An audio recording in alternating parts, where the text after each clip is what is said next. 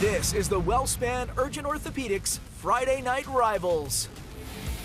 From Landis Field in Harrisburg, it's week 3 and a battle of two 2-0 teams in the Mid-Penn Commonwealth Division.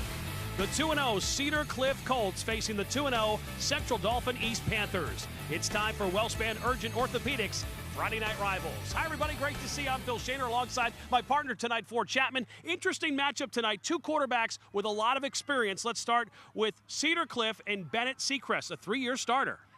Got to see Seacrest live last week. He ran the show really well. They won in overtime. He's got to control that football team offensively and mix the run and the pass. For Damaj Jallo for the Panthers, he's been starting for the last 2.5 years. He can beat you with his legs and his arm. His athleticism is outstanding. It's going to be a big test for the Cedar Cliff Colt defense. Keys to the game brought to you by Meineke Car Care Centers. Let's start with Cedar Cliff. The Colts need to run their offense, mixing run and pass, hold on to the football, just like they did last week against the Central Dauphin Rams, and grind it out, get some field goals, get some touchdowns. Points on the board, they should be good to go. CD East. The Panthers of Central Dauphin East need to get the big plays. They got to do well on special teams. That's where Cedar Cliff can try to steal this football game. And on top of all that, they got to limit themselves from turn the ball over, which could give Cedar Cliff some short fields. Big game in the Commonwealth. The winner will stay atop the standings. CD East won the last meeting in 2021. The Colts and Panthers are coming up next in Wellspan's Urgent Orthopedics Friday Night Rivals. The kickoff is next on MyTV Central PA.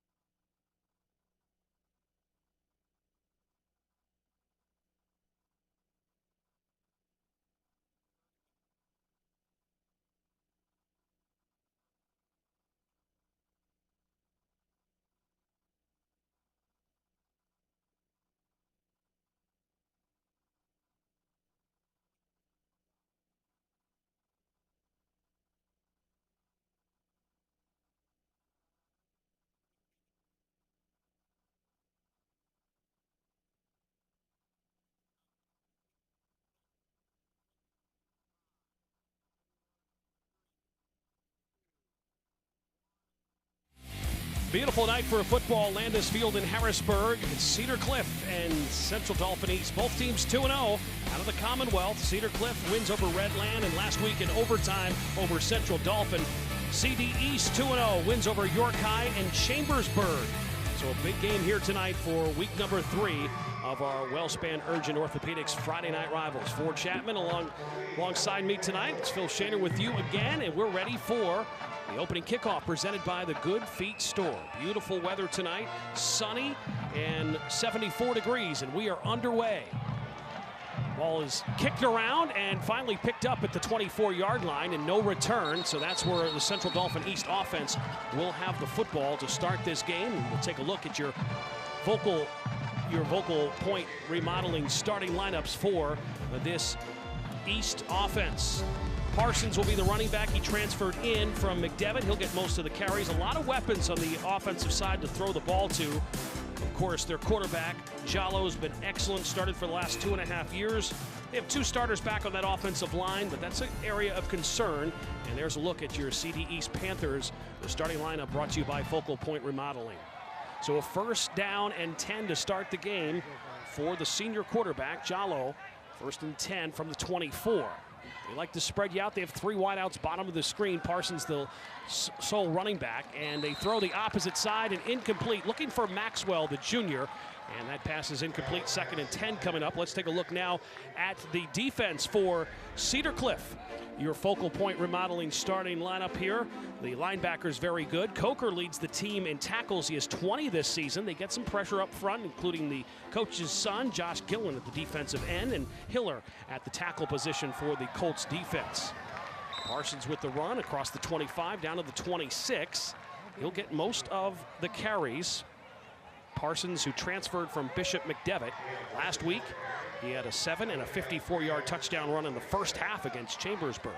They're going to play fast, East is, without a huddle here. There's a look at Lance Dean in his 4th season, the head coach at Central Dauphin East, former Bishop McDevitt defensive back, played his college ball at Kutztown University. His 4th season, has a lot of Bishop McDevitt alumni on his coaching staff. So a 3rd and 7 from the 27 for the Panthers. Jallo fires and incomplete. 4th down coming up for the Panthers. Good job by the Colts defense. Jallo thought that Santana Young was going to run a stop route at the 1st down at the chains, and he decided to run a deep ball. Sometimes teams will, based on the coverage, if the guy's closer up in your face, you blow by him.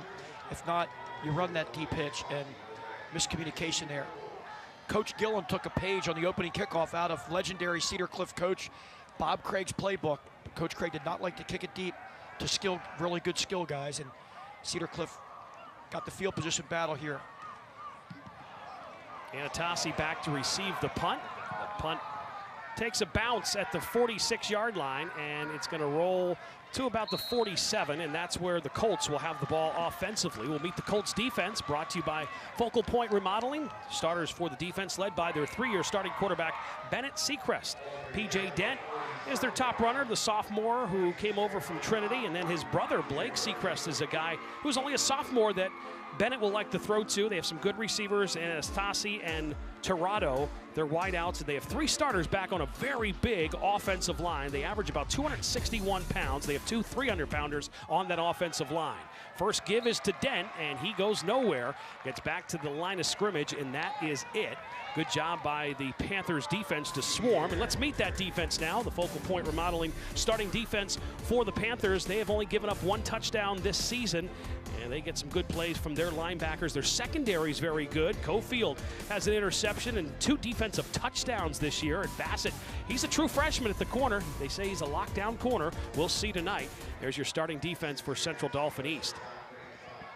Seacrest will give it to Dent. Dent runs to midfield and picks up 2 yards on that run. You saw the Colts last week and you know that balance is what they like to do. Balance of the run and the pass. Absolutely, and the first 2 plays, if they're any indication, Coach Gillen staff decided we're going to line up and go toe-to-toe. We're going to line up in an old school power I formation the first play. Second play, they lined up in a tight set, overloaded to the left and tried to run that way, and they only picked up about 3 yards on those 2 plays, so it'll be interesting here. 3rd and 7 from midfield for their Colts, their first opportunity on offense. Looks like the Panthers might have jumped. These are the discipline things that the East program, Coach Dean, I'm sure, has been working on, but on a 3rd and 7, you've got to remind your players, stay on sides. Here's a look at Coach Gillen. Of course, he was the offensive line coach during the Jim Catafio reign at Cedar Cliff. He was an offensive lineman, 4-year letter winner at Judiana College. He's done a great job. The Colts over the last 5 years, 41-16. That's pretty impressive. Got a phone call from Catafio Monday. Let's step aside. There's a timeout on the field with a big 3rd and 2 coming up for the Colts. You're watching Wellspan Orthopedics Friday Night Rivals.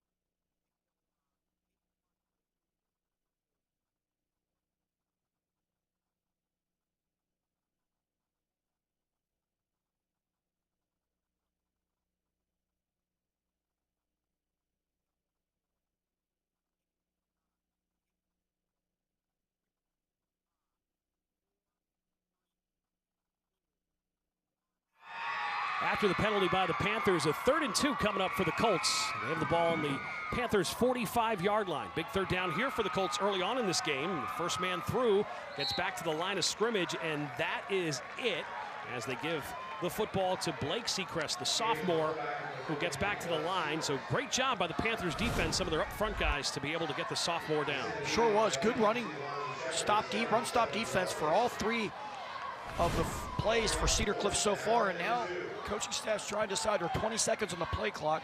They're debating. They'll probably try to draw them off sides. You could always just take the delay or call a timeout, but they got to hustle here. They're play clock down to 12. 4th and 2 for the Colts. The 3-year starting quarterback, the senior Bennett Seacrest, the all-star catcher, part of that 2023 District 3 6A baseball championship team for the Colts. Trying to draw them off sides, and they did it for the 2nd time in this opening drive, and that'll give them a first down. Dead ball, offsides on the defense, result of the penalty. Phil, especially early in the season, if you don't practice that, long cadences with your scout team offense against your number 1D, it's going to happen. And it's already happened twice so far for the Panthers, but their run defense has been stout. 3rd and 10 from the 40 now after those 2 penalties by the Panthers, and gives the Colts a new set of downs for the senior quarterback, Bennett Seacrest, who's not tried to pass yet. Play action. Here's his first pass of the game. Goes to the middle of the field. Was looking for his brother, Blake, but well covered and incomplete. We have a roughing the passer, 3rd penalty against the Panthers so far. Discipline an issue early on, and this is the case for the Panthers with here their 3rd penalty coming up. One that gave the Colts a first down, and here a roughing the passer penalty, a big one. See if we can see there. Look at the replay here. We got a great end zone view. We'll see it. Oh yeah, definitely. I was going to say, I hope that wasn't the first guy that came by. It just touched him like a flag football play. But so that was Jackson who had the offsides, and then has that roughing the passer, the 6'2", 175-pound junior, who has 11 tackles and an interception and a touchdown on defense for the Panthers. He commits those 2 penalties, costly. So the Colts taking advantage of the penalties here early. So 1st and 10 now from the 25-yard line as they're approaching the red zone. They send Seacrest in motion. That's Blake. His brother Bennett is the senior starter, and they give to Dent, and only gets a few. So far tonight, it's tough to run against this Panthers D. Phil, you said approaching the red zone. Cedar Cliff hasn't done a thing on offense yet. No, and they got all the way almost to the red zone. Yeah, the 24-yard line. On the tackle was Jackson, so he's making up for those penalty mistakes. Jackson was able to bring down Dent. Dent, a transfer from Trinity, and they're glad to have him.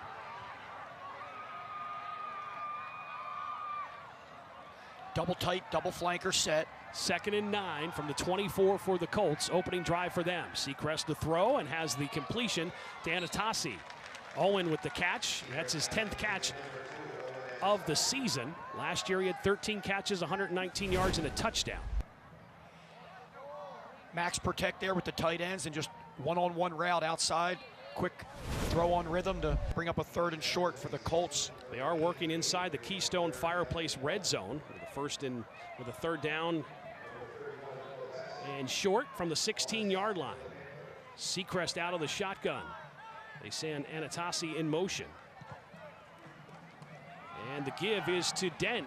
Dent, he runs and has enough for the 1-800-GOT-JUNK first down. Something very unique in the game last week at West Shore Stadium. The amount of possessions that each team had were very minimal, as you see the first down carry there. Cedar Cliff possessed the ball for a lot of the first quarter and missed a chip shot field goal from the right hash. Central Dauphin didn't even finish their first possession. The quarter was over. Central Dauphin had 6 possessions. Cedar Cliff had 7, and 2 of those for Cedar Cliff was the end of the half and the end of regulation, which was only minimal. So very few possessions last week on a ball control offense for both teams. Last week, that overtime win over the Rams. Seacrest, ball is up in the air and then dropped. So in and out of the hands of Autry, the tight end. Autry, the 6'4", 205-pound sophomore tight end, had it in his hands and then bounced up and almost caught it on the ball coming back down. That was a similar play that Cedar Cliff ran on 4th and 10 from around the 15-yard line on the last possession against Central Dauphin that we went for a touchdown, and then there was a bad snap on the extra point. and we had an overtime ball game because Cedar Cliff had it tied after the touchdown, and Cedar Cliff ended up winning in overtime by 8. Yeah, that final score last week, 21-13. Cedar Cliff getting the win over Central Dauphin a week ago. 2nd and 10 for the 14 for the senior quarterback Seacrest, who hands it to Finkenboner. Boner in for the touchdown. Finkenboner in for the score. Cade Finkenboner, his first run of the night, goes for 14 yards and the touchdown, his 3rd rushing touchdown of the season. Take another look at the Faulkner Honda touchdown. Everybody got caved in. There was no man to set the edge on the East defense. And unfortunately for CD East, they had some nice run stops on that first possession of the Colts, but penalties killed them, and then that lack of contain killed them there, and the Colts go up early. Cade Finkenboner, the 14-yard touchdown. It's his 3rd touchdown of the young season. Easton in for the extra point. The kick is up, and the kick is good. So some penalties help the Colts along, but it ends with a 14-yard touchdown, and the Colts lead it 7-0.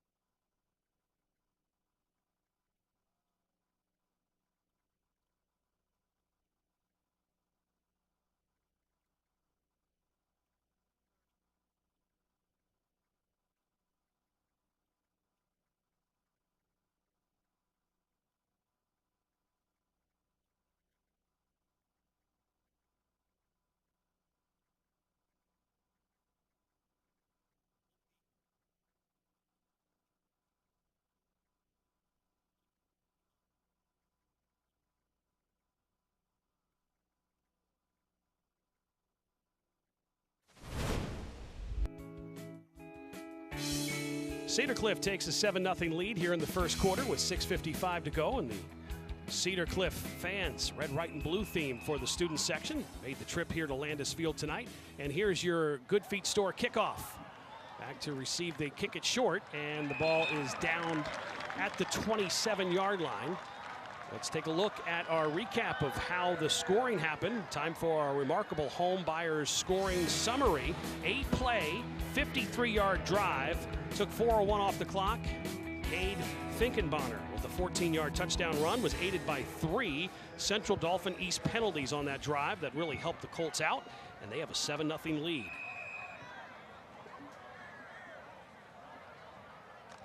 $6:54 to go, first quarter on your Wellspan Urgent Orthopedics Friday night rivals from Landis Field in Harrisburg, week number 3 of the high school football season. Perfect night for football. Let's see what the Panthers can do second time with the football in this game. Jallo, the senior, looks downfield, fires, looking for Young. Young comes up and couldn't hold on to it. Incomplete. Young went up in the air for it, but couldn't come down with it. Pretty good coverage and an incomplete pass. Coverage by Jaden Heckert there. Makes contact right when the ball hits the receiver, and almost a catch. Heckert with 7 tackles this season, the 5'7", 150-pound senior. There's a look at Heckert. Was on coverage on Young. So they go down the field deep to the Panthers on their first down attempt. Now 2nd down for them. Handoff inside to Parsons and nowhere to go. Colts defense smothering up front. A good job by the Colts D. Take a look at this run again here by Parsons. Just no push up front. Glad we featured both quarterbacks during our intro, because they're both going to play a big impact on who wins this football game. Anatasi, there's number 8. Owen had that big tackle coming up from his spot. He's been excellent defensively this season so far after 2 games. 3rd down for the Panthers. Jallo throws across the middle, has a man across the 40 down to the 42-yard line for a first down, and that is Young with his 16th catch of the season, and that's good enough for a 1-800-GOT-JUNK first down. Watch Santana Young, the senior receiver, grab this ball with his hands outstretched. Phenomenal catch. Good for a first down up to the 43-yard line after that Jallo to Young completion. Young was the outside receiver of the 2 who did a crossing route. Jallo hit him right in the money. Parson up the middle, has plenty of running room. It's a foot race. To the house he goes. Touchdown. Leon Parsons with his 4th rushing touchdown of the season. And there he goes to the house. We'll get another look at it. Your Faulkner Honda touchdown right up the middle. Leon Parsons, the McDevitt transfer. He just had a lot of open real estate. And there were 2 pullers there to lead him to pay dirt on the blocking scheme. It's tough. That's tough to stop. And there you see the cheering section for Central Dauphin East. The students happy about that. Parsons touchdown, his 4th of the season. Bloss will be in for the extra point. Very nice play scheme on that running play by the East High Panthers. See if Bloss can tie it up. He's been kicking for the last 2.5 years for the Panthers. The extra point is up and good, and we have a tie football game between 2 teams that are 2-0. So the long touchdown run by Parsons. He had a 7-yard and a 54-yard touchdown run in the first half last week in their big win over Chambersburg. Let's take a look at the scoring summary brought to you by Remarkable Home Buyers scoring summary. 4 plays, 72 yards, most of the yards right there on the Parsons touchdown run. Just took 1:07 off the clock. We are tied at 7-7. The play before that was great execution by East High to keep that drive alive. That 3rd down crossing route to Santana Young. And then Parsons takes it the rest of the way, the very next play. Now, if you notice, both times that Cedar Cliff was kicked off, they didn't come close to kicking it deep to the skill guys of East. Let's see what East does here with their kicking game.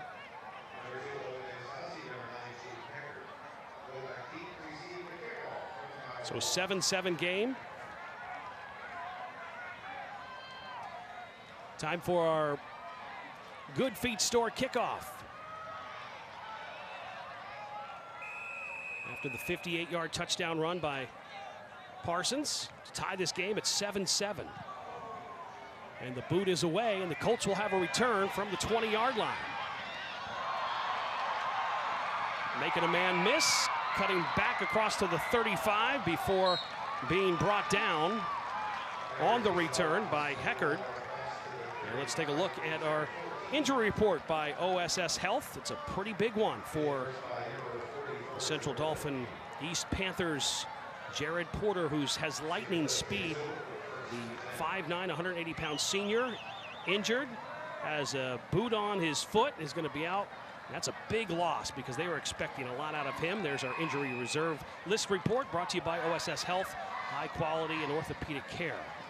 So they were expecting a lot out of Porter. He has some breakaway speed, but he is out with that boot. They want to have him back as quickly as possible. So let's see what the Colts can do with their opportunity here after that run by P.J. Dent, the sophomore. 2 different styles of runners with P.J. He's more of the speed guy, and then, of course, Finkbonner, who scored the touchdown, he's more that hammer, run between the tackles style of runner for Coach Gillen's running attack of the Colts. They want to try to stay balanced. They say that's the key, especially now that they're playing up from the Keystone to the Commonwealth. 2nd and 10 from the 35. Seacrest pass is complete to the 40-yard line and tackled immediately after the catch, so no run after catch for Julius Tirado. You got to talk to Julius's dad before the game tonight. Mid-90s Redland football player. Redland had a really good program at the time. They were up in the Mid-Penn Commonwealth for 4 years, and Cedar Cliff has always been a Mid-Penn Commonwealth team until a decade or so ago. They dropped down to the Keystone for a while, and now they're back up, and this is a new matchup that would be played every year. Actually, before the Mid-Penn and the South Central, Cedar Cliff and Central Dauphin East were in that South Central Conference, along with Chambersburg, Carlisle, Central Dauphin, Steel High, and they were used to playing each other every year.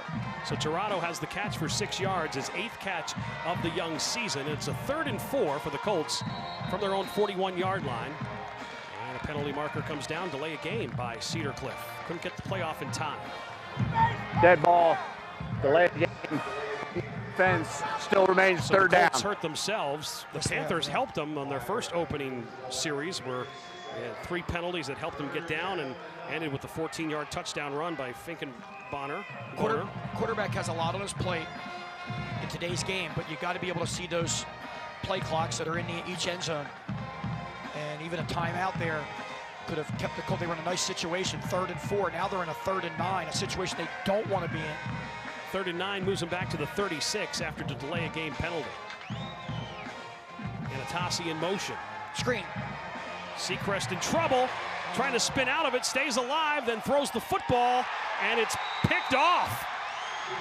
The senior making a big mistake, was trying to extend the play as much as he could, and Leon Parsons with the pick for the Panthers. So a big mistake by the 3-year starting quarterback, Bennett Seacrest. He did a great job eluding the rush because he was dead to rights there. And you just got to, it's a screen play, so you can't throw the ball in front of the line of scrimmage because linemen are downfield. You just got to throw it away at somebody's feet. Right before he took a big shot, he threw it without almost even looking. And Johnny on the spot there, number 8, Leon Parsons. Parsons gets the interception. The Panthers have done a nice job of takeaways in their first 2 games against York High and Chambersburg. The defense has a lot of takeaways, has a couple of defensive touchdowns. Jallo thought he was going to run, but he stayed back in the pocket. And that's one thing that the coaching staff said with Jallo, that they want him to run more now, and he has a tendency to want to stay back in the pocket and give his receivers opportunities to get open, but they feel they need him to see that no one's open and to take off. Right there, a lot of coaches, offensive coaches, will go for a home run after a turnover, and that's what they did. They went with the hitch and go, meaning the receiver runs about 5 yards, stops, they pump fake it, and he goes deep. But that was great coverage on the outside there by Jones for Cedar Cliff. Nobody was open. So they send Brown in motion. Jallo has the quick hitter and the completion to Young. Young still running inside the 15-yard line down to the 13. So they've hooked up now twice in this game. Really nice rhythm pass here, as you see the replay. Right on the money. 23-yard pickup. Jallo to Young. Young's 2nd catch of the game and now 17th catch of the season. He's a Trinity transfer as Santana Young has a very quick twitch. On the Sideline warning against Central Dauphin East with 3:15 to go here in the opening quarter. A tie game, 7-7. Week 3 of Wellspan Urgent Orthopedics Friday night rivals. And they are in the Keystone Fireplace red zone, are the Colts. Or the Panthers are, excuse me. Panthers trying to take advantage of that Parsons interception and turn it into points. They had the short field, and they have it 1st and 10 from the 13. Jallo from the gun. Hands the football to Romaine. Also a McDevitt transfer, just like Parsons. Both Romaine and Parsons came over from Bishop McDevitt from last year. We already talked about the number of coaches that are Bishop McDevitt grads that are on Coach Dean's Central Dauphin East Panthers coaching staff. 2nd and 6 from the 9 for CD East. Trying to take advantage of the interception and take the lead. Colts scored first. The Panthers answered with 2 touchdowns here in the first quarter. The Panthers looking to go ahead for the first time tonight. And there's a timeout on the field. CD East will take a timeout to talk things over with this 2nd down. Phil, I mentioned Cedar Cliff as well as Bishop McDevitt, which we didn't talk. They both were in the Keystone for quite some time, came back to the Commonwealth. And CD East, starting in 1992, they switched with Redland. When Redland came up for a few years, that's when CD East went down. So both of these programs have been in the top level of Mid-Penn and also in the 2nd level. And now it's good to have them both back and have this rivalry back and playing yearly. Coming up next week, York Adams League Division I matchup. Central York and Spring Grove next week. Central York Panthers opened the season with a big 47-0 win over Central Dauphin, but last week they lost to Manheim Township 28-10. Tonight they're at Delaware Valley. That's a long trip for them, all the way up almost to the New York State line. And Spring Grove, the Rockets, they opened the season with a 31-14 win over Northern York, but last week Cedar Crest took care of them 45-17.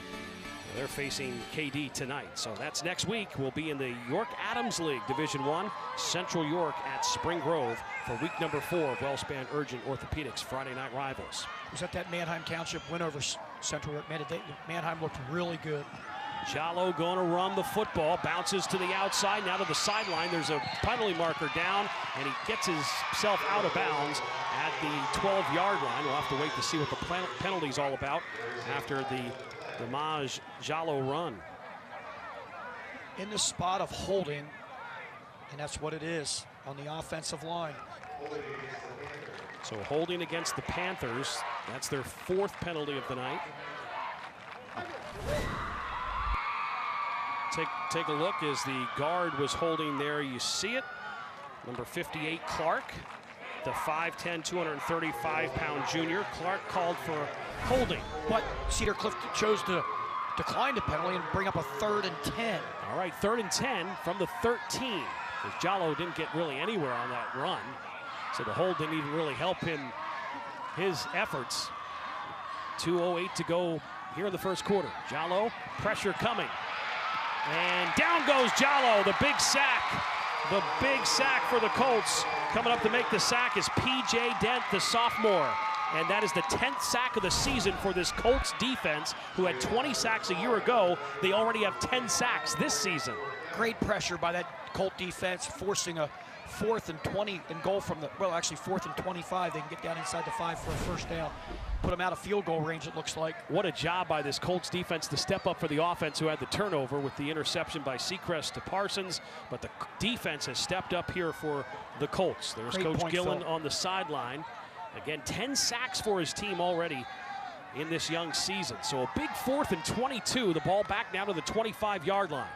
Jallo to throw, looking, eyes downfield, fires to the end zone and incomplete. Really didn't have anyone there. Pretty good coverage by Schaffner. Peyton Schaffner was there, almost had the interception, did 13 for the Colts.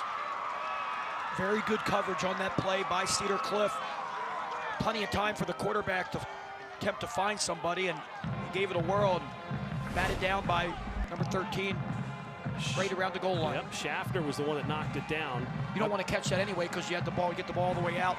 Now, Coach Gillen said the secondary gave up some things in the Redland game, but played much better. The secondary did last week against Central Dauphin. Of course, Dolphins, the Rams, more of a power team. They did a better job. He said the secondary is getting better each and every week. Handoff goes to Dent. Dent spinning, still on his feet. Good second effort, and drags 2 Central Dauphin East Panthers up to the 30-yard line. Dent was almost tackled in the backfield there. It's a defensive line for CDs. Watch them. Don't over-penetrate.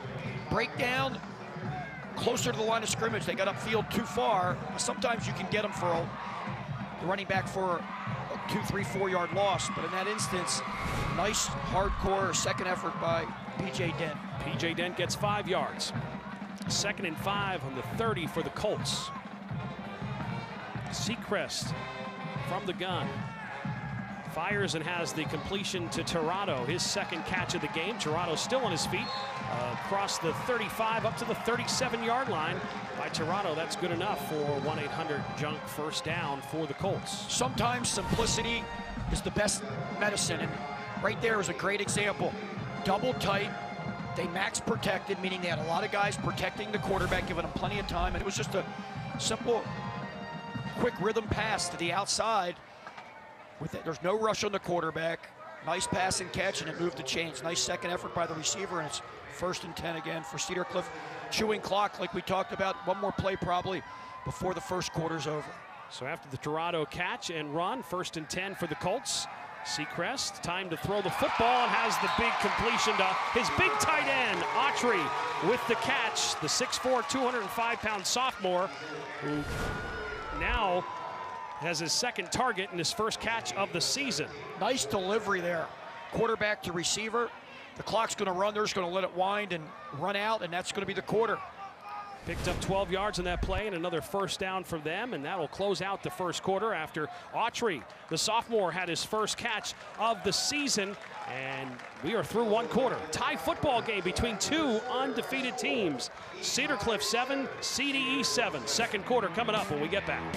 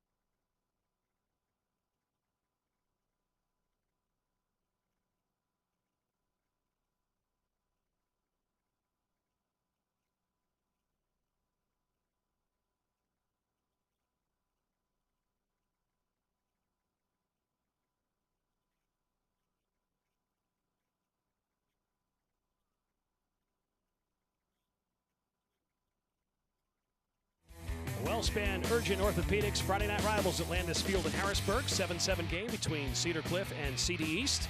Thanks for watching us on MyTV Central PA and CBS21.com and Facebook and YouTube. We had over 11,000 viewers on YouTube to watch last week's McDevitt-Harrisburg thriller. Run up the middle, great second effort, still on his feet, dragging people, and there you see the power of Cade Finkenboner, who has the 14-yard touchdown, and Cade moved the pile and had enough for a kitchen saver first down. The fans watching here, that was not a highlight of 1970s or 80s Bob Craig offense. That's Cedar Cliff lining up in a power set and being physical, giving the ball to the fullback, and he is running like a workhorse. Of course, Coach Gillen's son, his youngest son, is on the right tackle, number 54, Josh Gillen, 6'1", 235-pound junior. So his son was doing some of the blocking there for Finkenboner. Seacrest to throw, going downfield as a man open, but he overthrew Anastasi, who would have had a touchdown, would have been his second touchdown grab of the night, but Seacrest overthrows Owen. And play was set up so beautifully there. Out and up, and the East defender there thinking they were going to run the out. He got by him. Just got to throw that ball up and put air under it. There's no need to try to put that right on the money. The guy's got him. Your receiver has him beat. Just get the air and let him run under it. Seacrest now 4 of 8 passing for 35 yards. Threw an interception to Parsons, but the short field, the Panthers weren't able to take advantage of that because the Colts played some great defense. 2nd and 10 from the 32. Seacrest, the handoff to Dent. Dent bounced to the outside, makes a man miss, makes another man miss, and then spins his way across the 25-yard line down to the 24-yard line. Good run by the sophomore, P.J. Dent. Yes, it was. A lot of second effort by these Cedar Cliff running backs. They're tough to bring down, and you'll see it right here.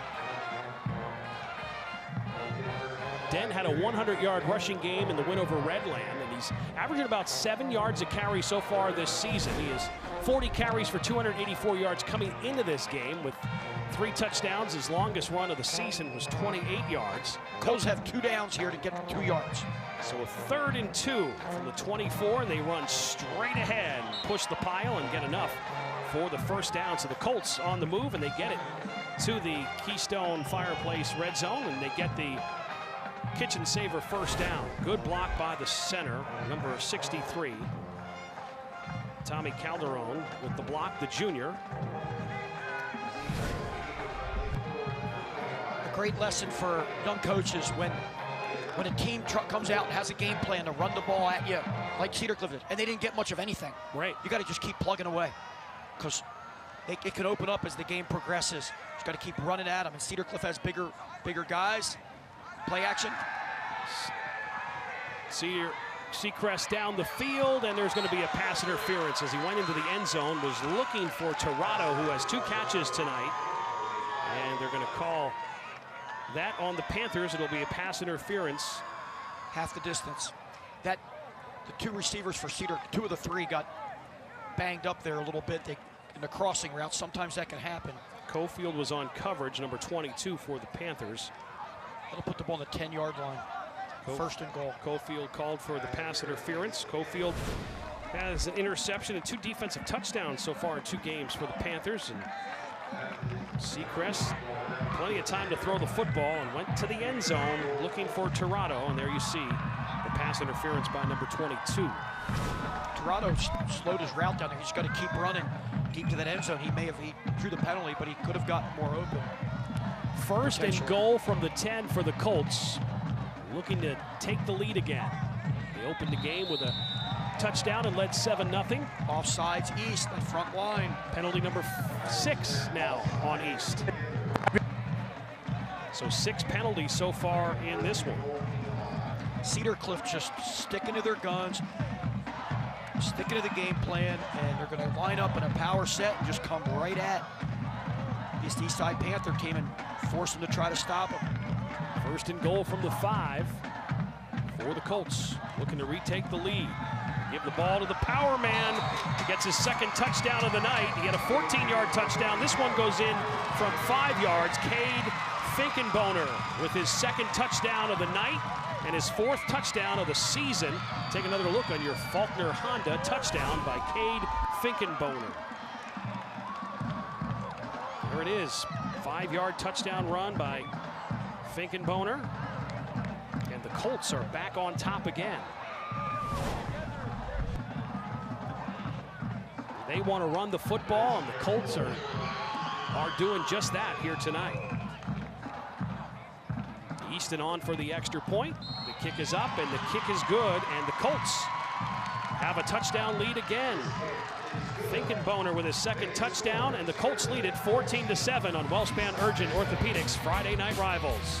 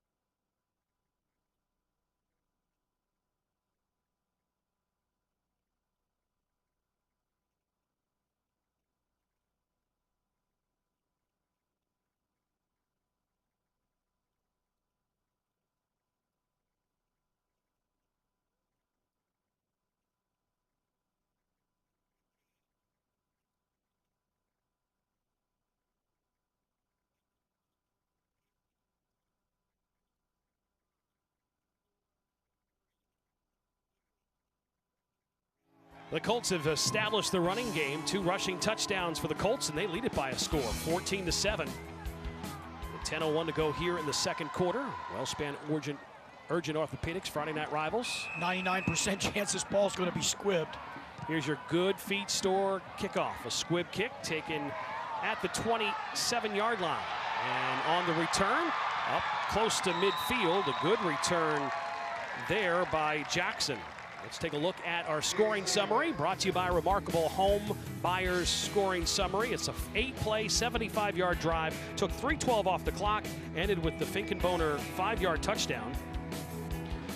Cade Finkenboner, 3 carries, 32 yards, and 2 touchdowns. That's a pretty good night so far for the senior running back for Cedar Cliff. So after that run return with Jackson up to the 49-yard line, that's where the Panthers will have the football with a 1st and 10. Ball is batted in the air and incomplete. The big arms of Blake Seacrest, the sophomore. He stands at 6'3". He went up top to knock that Jallow pass down. The sophomore from his defensive end spot, 13 tackles, 2 sacks. Watch him get the knockdown. For decades, Cedar Cliff has been known for their tough, strong defensive end play. And Seacrest is right in that mold. 2nd and 10 from the 49 for the Panthers. See if they can match the Colts touchdown. Jallow hands it to Parsons. Good tackle by Landon Howe there, the sophomore linebacker. Landon Howe has a sack so far this season. Some of the young Colts playing on the defensive side of the football. 3rd and 5. 3rd and 5 from the 46 for Jallow, the senior quarterback. Remember, he can beat you with his legs. Takes a look over at the sideline for the play. 15 seconds on the play clock, so plenty of time here on this 3rd and 5. 5-man front for the Colts. Quick hitter has the completion to Maxwell. Maxwell with the grab, and that's enough for a kitchen saver 1st down. So Nothing Jallow fancy. to Maxwell. Nothing fancy. Phil, you'll see it here. Just the quick passing game, throw on rhythm. Both teams are utilizing it really well so far. Panthers would like to match the Colts touchdown and tie this football game back up here on this drive. Nice job of Maxwell to break that 1st tackle. 1st and 10 for CD East. 9:03 to go in the 2nd quarter. East lining up with 4 wideouts, 3 to the top of the screen to the wide side. Maxwell at the bottom of your screen, he's the one that had the last catch. Parsons out of the backfield to get it to him in space. Getting athletes in space is what the Panthers want to do, and that was a very successful first down play. Parsons catches it out of the backfield and goes for 10 yards to move the sticks. That's an easier way for a lot of teams. Instead of running an old toss out of the I backfield, just motion your running back, your skill guy, throw it to him right away, get your 3 lead blockers out there. If they all pick up blocks, the guys got the ball like an athlete in space. That's an Andy Reid play of the NFL. That's absolutely one of the plays that he liked to run with both the Eagles and now with Kansas City. The NFL's back. The Eagles are playing tonight against my Packers over in Brazil. Jallo, handoff. Going nowhere. Great job by the Colts defense to close the hole very quickly. Parsons gets maybe a yard and a half, 2 yards, and that is it. The Colts do a good job by their big defensive line. Latini, 6'5", 295-pound senior. You have Hiller up there, 6'3", 310, and then Seacrest and Gillen at the ends on that defensive line for the Colts. 8 minutes to go before the halftime show. The Focal Point Remodeling halftime report coming up. 2nd and 8. Jallo gonna throw. In the middle, has the man, but dropped. The ball was dropped in and out of the hands of the intended target. Is that Duncan? Is that 19? 19, yes, yeah. It was. Jallo putting the ball right on the money. This is Caleb Duncan unable to come up with the catch for the Panthers. Right in his hands. Great throw by Jallo. This is the 3rd time that Jallo threw the ball right on the money and catches were not made. 2 were drops and 1 was a tough one down the sidelines in the first quarter. I'm not going to call that a drop. That was a really tough, would have been a tough catch, but really impressed with the quarterback's accuracy here so far. 3rd and 8 from the 20. The handoff goes to number 1. Roman, the McDevitt transfer. Even though East made their extra point, this would be a 37-yard field goal, and I'm not sure what their range is for their kicker, so maybe this is 4-down territory. Chase Miller made the stop, the junior, his 5th tackle of the season for the 5'10", 240-pound junior. There's a look at big number 55. So 4th and 8. Ball's on the 20. They can connect on those deep hitches, 10-yard stop route. They also like to run these crossing routes. Bloss is the kicker, is pretty good from 40 there and it in. is. Jallo's pass almost caught. It was tipped. They were looking to get the football in and out of the intended target, Parsons. That was Parsons, the outside receiver coming across underneath. It's not a bad pass, just good defense. Take another look at it here. Parsons almost had it, and pretty good coverage as well. Might have gotten a hand on it. Yeah, he did. Defender did. Very good play. That's a great job there by Anatasi, the number 2, Owen, who got his hand on that football to knock it away from Parsons. And taking over on downs is the Colts. 1st and 10 from the 20. Colts are going to keep it on the ground and pound the football straight ahead. They've had a lot of success so far in this first half running the football. There is the 4th run of the game for Finkenbonner, who has 2 rushing touchdowns in this game. Where do you end with all the running backs in Cedar Cliff history? Torquato, so many. Bender, Damon, Wire, Brindley. Of course, Wire, I watch him every morning on CNN 10 News for Student News. He's the host of that program. Run straight ahead up the middle. Again, Dent pushing forward. Coy Wire, he was a great player, played in the NFL, and if you have any of your students that watch CNN 10 News in the morning at their school, Coy Wire is the newscasting host of that show. How about, here's a quick story for you.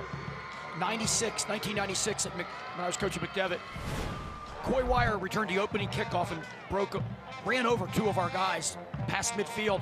We put on our yearly highlight tape, we put Coy Wire's run. That's how good it was. It was that good of a run. He made it.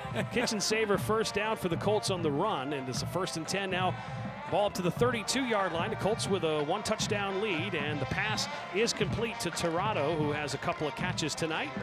He's really turned into Seacrest's top target, the senior. Came into this game with 7 catches. He has 3 tonight and has 10 now in the season. Last year, he had 15 grabs for 147 yards and a touchdown. One thing that Coach Gillen said, he's throwing the football more in these 2 games than he's had in most seasons. There's a timeout on the field with 5:34 to go in the second quarter, and we'll step aside. The Colts have a 14-7 lead over the Panthers.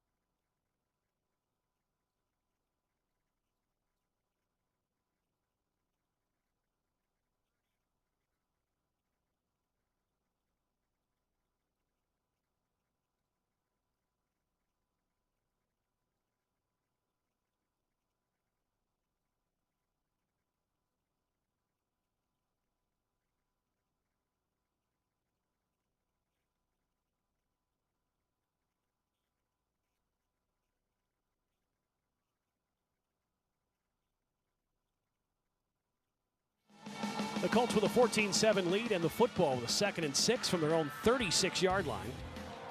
They have run the football very well tonight. Finkenboner has 2 rushing touchdowns. P.J. Dent makes a man miss and gets to the 40-yard line.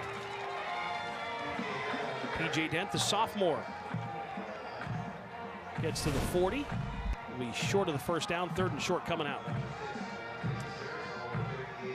And we know what we're getting from Cedar Cliff right here. Coach Gillen calling the play, giving it to his quarterback. Going into the huddle, we're getting a big dose of that power running game. A big offensive line averaging 261 pounds. They have 3 300-pounders on that line. They're big and physical. 3rd and short for the Colts. They give to their power specialist, Finkenboner, who has the 2 touchdowns and gets his 4th carry for a first down, a kitchen saver first down. So anything short yardage, he's their power guy. He's going to run between those tackles, Cade is. And as the big bodies continue to block and block play after play after play, it wears down the defense, especially an undersized defense. And that's what Cedar Cliff's banking on here. Time of possession, ball control, safe passes when you need to throw. 1st and 10 with 43 for the Colts with a 7-0, with a 14-7 lead. Seacrest rolls out of the pocket, fires far sideline, and incomplete. Was looking for Tirado, his top target tonight, but just kind of threw it away. I think it was a 1st and 10 pass. I like what he did. Don't force anything. Nobody's open. Don't take a sack. Just throw it away and play for another day. It's time for Abel & Son, Raise the Roof. Abel & Son Roofing. Before you sign, call us. Abel & Son Roofing as we raise the roof here tonight at Landis Field. The band trying to help us raise the roof here in week number 3 of Wellspan Urgent Orthopedics Friday Night Rivals. The Cedar Cliff Cheerleaders raising the roof for us, brought to you by Abel & Son and Roofing. 2nd and 10 now from the 43 for the Colts. 3 wideouts top of your screen. Counter. They give that ball to Dent. A lot of running room across midfield and down to the 49-yard line. Almost squeaked through. Let's watch this replay here. Watch what happens here. You'll see a lineman pull and a back who was in the slot pull. And they're lead blockers, because there's no lead blocker. You don't have a fullback in the game, and that's another way to, a different wrinkle of what to do without a lead blocker, and Cedar Cliff really executed that well to get 9 yards. Both these teams really love counter run plays, so we'll find out which team runs it the best. Right now, the Colts are running it pretty well with their running game. So a 3rd and 1 after the 9-yard pickup by Dent. Here comes that big stud fullback. 3:30 to go in the second quarter. There it is. And making a man miss and a first down and more. The football almost came out but was able to hold on to it at the 40-yard line, so that's good enough for a kitchen saver first down. Moves the sticks. It's Cade Finkenboner with another big run. The big fullback, 5'11", 205 pounds, running downhill. The Cedar Cliff team is getting better, game in and game out. So that was Blake Seacrest, the sophomore, Bennett's brother, of course, that got the run there. So some fresh legs for Blake Seacrest, 43, not 42. Great moment for the Seacrest last year. Seacrest to Seacrest touchdown pass. There's a good play by the Panthers defense, blowing up that play by, they wanted to get it to Jackson, but Jackson blew it up pretty quickly. Now watch what he does. Over penetrates on the outside, down the line of scrimmage, makes the play. Really good timing there off the edge. One thing that Coach Gillen was concerned about is all the man-to-man defense that the Panthers play and trying to really control that chaos that they have defensively with a solid running game. And they've done that so far tonight against Coach Dean. If we can go back to that play, there was this, I'll go after this play, I'll talk about it. 2nd and 14. In motion goes Anatasi. Screen pass set up to Dent, but he couldn't catch it. All right, let's go back. It's going to be 3rd and long. Let's go back to that play. There's no tight end to that side. See the split end at the top of your screen, number 2. It's just a guard and a tackle to the right of the center. So had there been a tight end there, he would never been able to come down 27 and make that play. Jackson would have been blocked. Yes. I'll tell you, the Panthers do a good job of pressure. They like to bring pressure on quarterback and the ball, and good job by Jackson to realize, hey, there's no tight end. I got a free path to the running back, and he was able to come up with that big tackle for a loss. Yes. And now a 3rd and 14. This is the down and distance that the Colts want to stay out of. Double tight, double flanker here. They're going to max protect and probably try to get the ball to one of those receivers on the outside. Seacrest, time to throw the football, goes downfield, has a man, and incomplete. Overthrew Owen Anatasi, and they just can't come up with the connection between 14 and 2. DeLeon, the defensive back, was in good position, but he sort of let the receiver at the last moment run by him. Nearly a completion there for the Colts. Oh, twice they almost had that connection from Bennett to Owen. Unable to come up with it. Now 4th and 14 for the Colts. They're going to punt it away here. Yeah, Seacrest does the punting for his 2 punts inside the 20. Had one last week, a beautiful punt inside the 5-yard line against Central Dauphin. Did Bennett Seacrest punting the football. He'll punt from his 45-yard line. Let's see if he just tries to punt it to the left coffin corner and not give up a return. That delay of game's not going to hurt them from the spot that they're at. Santana Young back to receive the punt from Seacrest. And the delay game penalty on the Colts with 2:17 to go. Stay tuned for your Focal Point Remodeling halftime report. Highlights and stats for the first half. Also the best high school football highlights from around the country. It's all coming up on the Focal Point Remodeling halftime report. We'll also have our Scholar Athletes brought to you by Schollenberger, Januzzi, and Wolf LLP. All coming up. The Focal Point Remodeling halftime show. I bet right now that Seacrest does not punt the ball to the return man. I bet he punts it to the left side, along the sidelines, trying to eliminate a return. Let's see what he does. Seacrest to punt. Not a good one. Not a good one at all. He tried that, but got away from him there, and only going to be like a 5-yard punt. It's now time for our Valley Pediatric and Orthodontics Tooth Fairy Smile Cam. The Tooth Fairy is with us. Valley Pediatrics and Orthodontics now accepting new pediatric patients. Take a look at our Smile Cam. Some good smiles here tonight at Landis Field. Good to see the Tooth Fairy and Smile Cam, the cheerleaders, smiling nice for us tonight. Brought to you by Valley Pediatric Dentistry and Orthodontics. Well, the Panthers have just over 2 minutes, Phil. Let's see what they can do with a Colts 7-point lead. Down 7-0, 14-7. Panthers will have the football, 1st and 10 from the 42. Parsons has the only touchdown of the night for the Panthers. He had that long touchdown run of 50-plus yards. Straight ahead, across the 45-yard line to the 46 on Parsons' run. Last week, Parsons had a couple of touchdown runs in that big win. He had a 32-yard touchdown run in the York High game. last season at McDevitt. Only had 4 carries last season for 25 yards, but he was used more on defense. He had 31 tackles and an interception for the Crusaders last year at Bishop McDevitt. Second down, across the middle, wide open is Brown. Brown with the catch.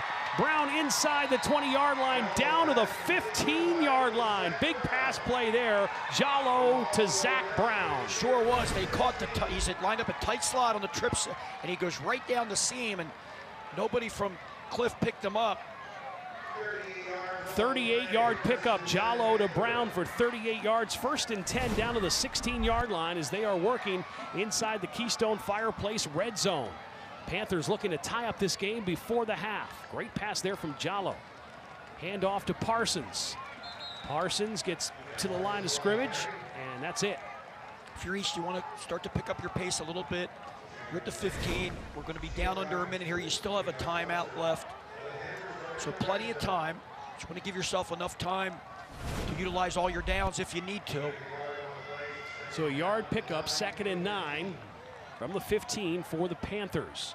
Looking to tie the game before the half. Bunch trips here to the right, meaning 3 receivers tight together. Yep, tight, close to the line of scrimmage. That bunch set. Taking way too long here. Here's Jallo. Here comes a blitz and touchdown. But it doesn't matter when you throw the touchdown pass like that. What a rifle by Jallo to Maxwell, the junior, for the touchdown. Maxwell's a guy that they said is going to be good if he can stay focused. He was focused on that play. What a tight pass and a great route by Maxwell for the touchdown. The only way you can stop it on that loose coverage is if a backer, an outside or inside linebacker, the one receiver just gets a deep drop and gets underneath that to get in the passing lane, bats it or picks it off. If not, that's going to be there for the second half as well. 15-yard touchdown pass, Jallo to Maxwell. Jallo's 4th touchdown pass of the season, and Bloss is in for the extra point, and we have a tie football game. So this game has gone back and forth so far in this first half, and it's 14-14. Of course, coming up tomorrow, college football on CBS 21. It is the Cy-Hawk rivalry. Iowa State takes on number 21 Iowa. That should be interesting tomorrow. And then that's almost always a really good game. A great game almost every year. Cyclones won it in 2022, the last time they were at when they were at Iowa. And then, of course, the NFL should be a good one. The post-Bill Belichick era for the Patriots against Joe Burrow and the Bengals. It all starts at noon with the NFL Today with JB, Nate, Bill, Matt Ryan, and J.J. Watt, now part of the NFL Today crew on CBS 21. So there's your college and your NFL for this weekend.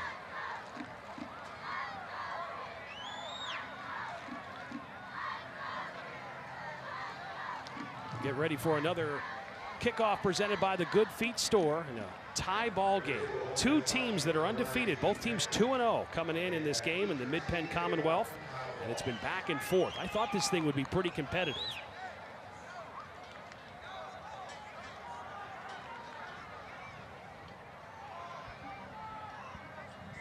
.37 seconds to go before our Focal Point Remodeling halftime report.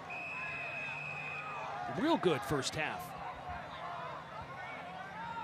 Parsons has a 58-yard touchdown run, and Jallo to Maxwell a 15-yard TD pass. That's the scoring for East. Kick short at the 25-yard line and returned by the Colts, and just a 6-yard return. East thinks they have the football, but I don't think that's the case. We'll take a look at our remarkable home buyers scoring summary. It was a 5-play, 58-yard drive, took 1:15 off the clock. Jallo to Maxwell, the 15-yard touchdown to tie the game at 14-14. Your remarkable home buyers scoring summary. Got to take away the inside move there if you're the defender. You have nothing to lose at that point. They're already at the 15-yard line. You don't want to give that receiver the inside unless you have inside help, which the defender did not have. 32 seconds left for the Colts before the half. The handoff to Finkboner, who has the 2 rushing touchdowns. That'll be it. Oh wait, we have a timeout. And there's a timeout called by the Panthers. Not sure why. It's their only timeout, so they had left, so Cedar Cliff could just run the ball again or take a knee and end the half. During the Focal Point Remodeling halftime report, be sure to watch for the PA Beef Council beef tip and recipe.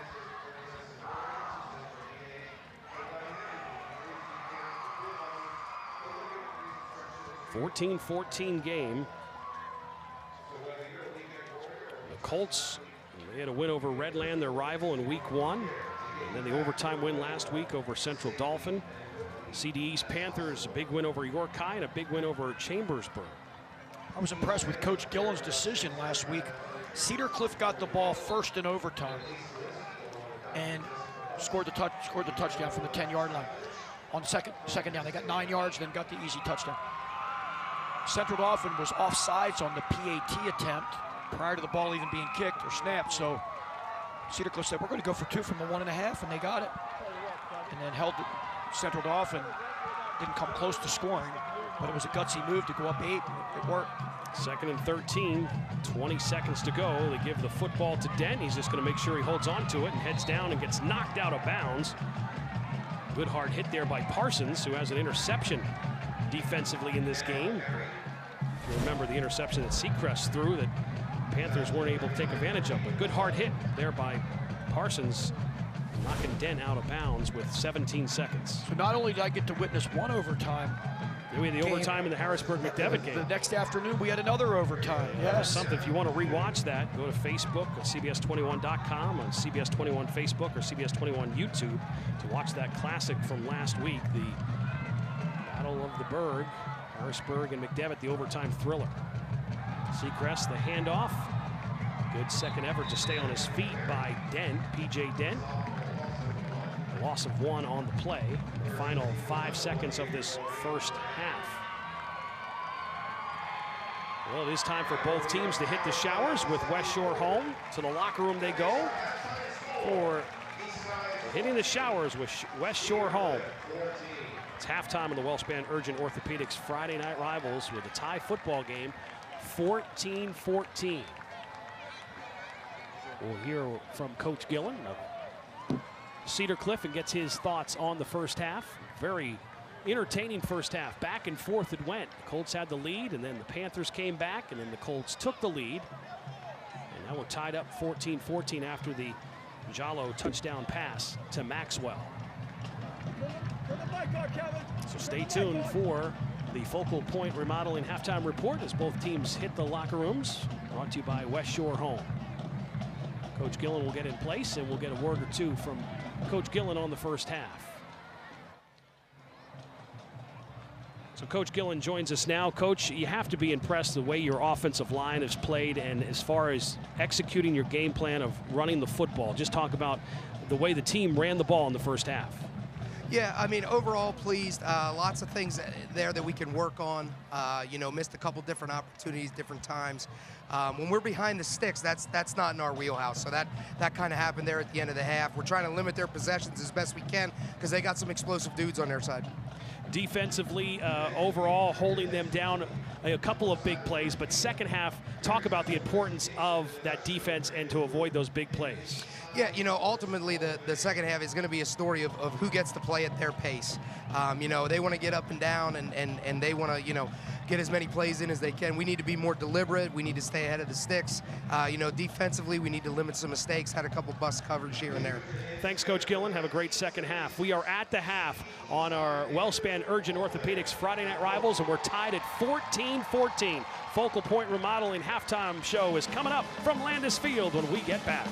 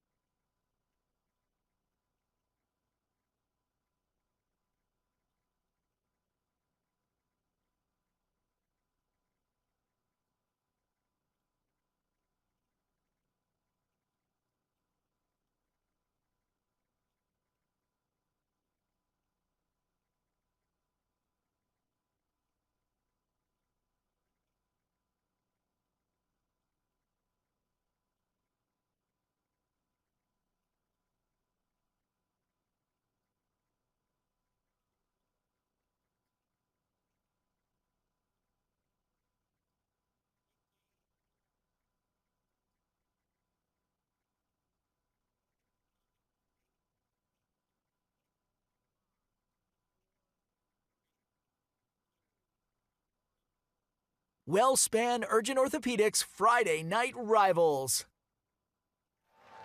Back at Landis Field as they honor the 1976 Central Dauphin East team.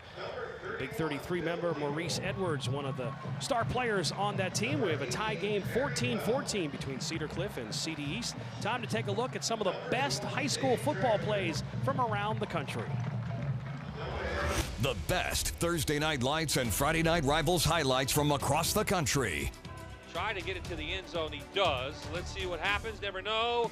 And it is caught! No way! It's caught in the end zone! Touchdown for Stroudsburg. Ethan Stutzik with a North American Warhorse touchdown.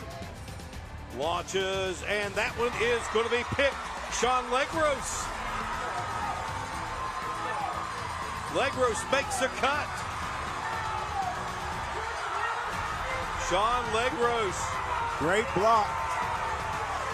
Second down and goal. Quick pass, and now they're going to try the double pass. Looking long in the end zone. Is it caught? Touchdown, Jaguars. Touchdown, Dakari Shanks, another People's Bank of Alabama touchdown. And we've got second down and goal inside the 10. Quick pass over the shoulder. Touchdown. Great catch. His second touchdown of the night, another People's Bank of Alabama touchdown. Boy. And the Raider wants it all, has a man, it's caught. It's Jay Timmons who dives across the goal line for an SE Tire touchdown. With the trophy leading the celebration tonight.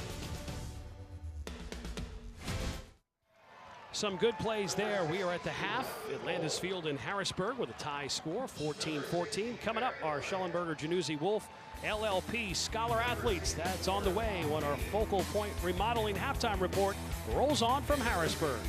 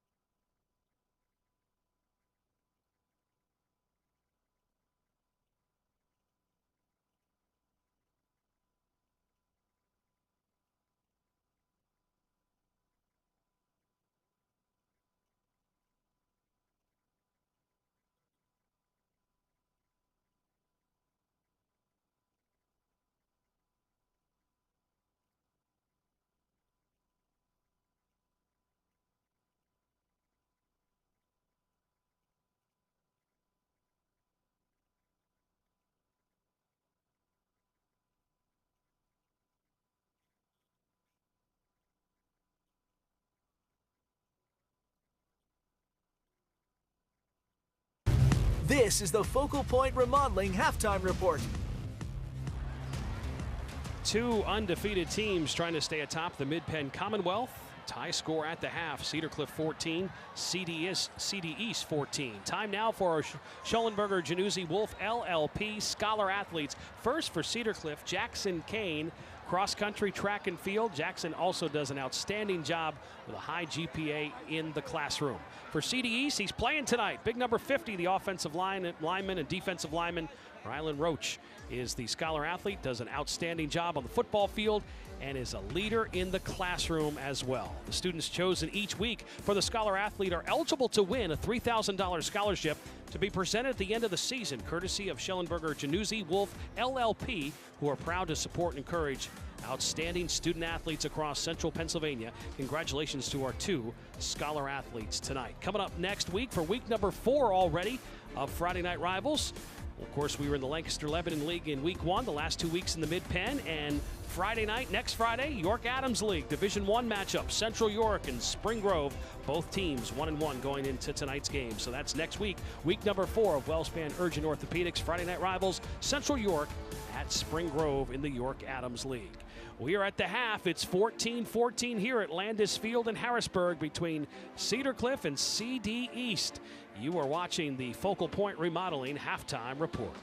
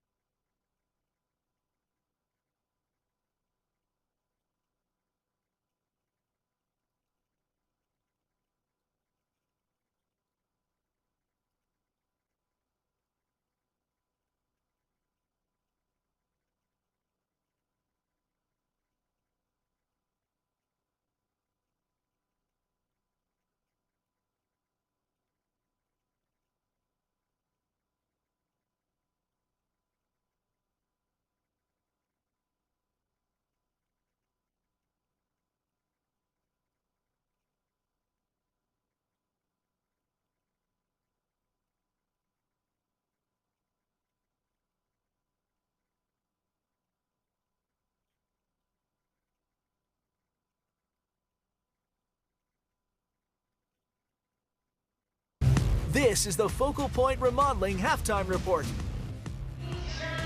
Phil Shader alongside Ford Chapman tonight from Landis Field. We're at the half, a 14-14 game. Let's take a look at our Focal Point Remodeling first half highlights.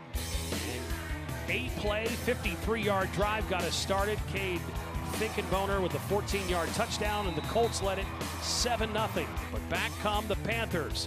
Parsons goes 58 yards right up the middle with his speed. The Bishop McDevitt transfer, 4-play, 72-yard drive, 7-7 game. Then Cade Finkenboner again with a second rushing touchdown, 5-yard run, 8-play, 75-yard drive. And then Jallo to Maxwell, 15-yard touchdown, ties the game at 14-all. There's your Focal Point Remodeling first half highlights, and now our first half stats. Let's take a look. Passing yards, East has thrown it more and has been more successful, of course, passing the football. Cedar Cliff just 9 yards away from 100. The stats on the board, what's your take on that for? Well, that, as you said, the rushing's more favoring the Colts. Passing, both teams want to do that. Rushing for Cedar Cliff, passing for East. The turnover that Cliff had on a bad interception by Seacrest, the defense stepped up and held East and kept them from scoring there. So that was a big defensive stop for the Colts. And of course, really, that first touchdown for the Colts was aided by 3 penalties by CD East. They have 6 for 45 yards in this first half. Should be a very good second half. You're watching the Focal Point Remodeling Halftime Report. Cedar Cliff 14, CD East 14. We'll be back from Landis Field.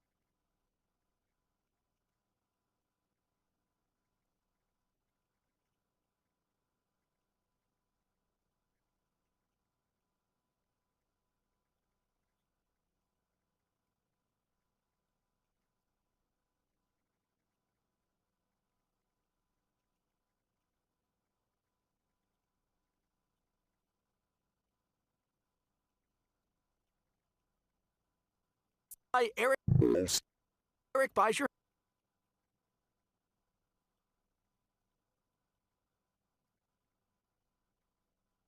closed captioning for tonight's game is sponsored by ericbuysyourhouse.com. Week 3 of Wellspan Urgent Orthopedics Friday Night Rivals, and it's a tie game, 14-14 between these two Mid-Penn Commonwealth opponents, Cedar Cliff and CD East. College football tomorrow, big day on CBS 21. Tomorrow afternoon's game, Iowa State and number 21 Iowa from Kedrick Stadium.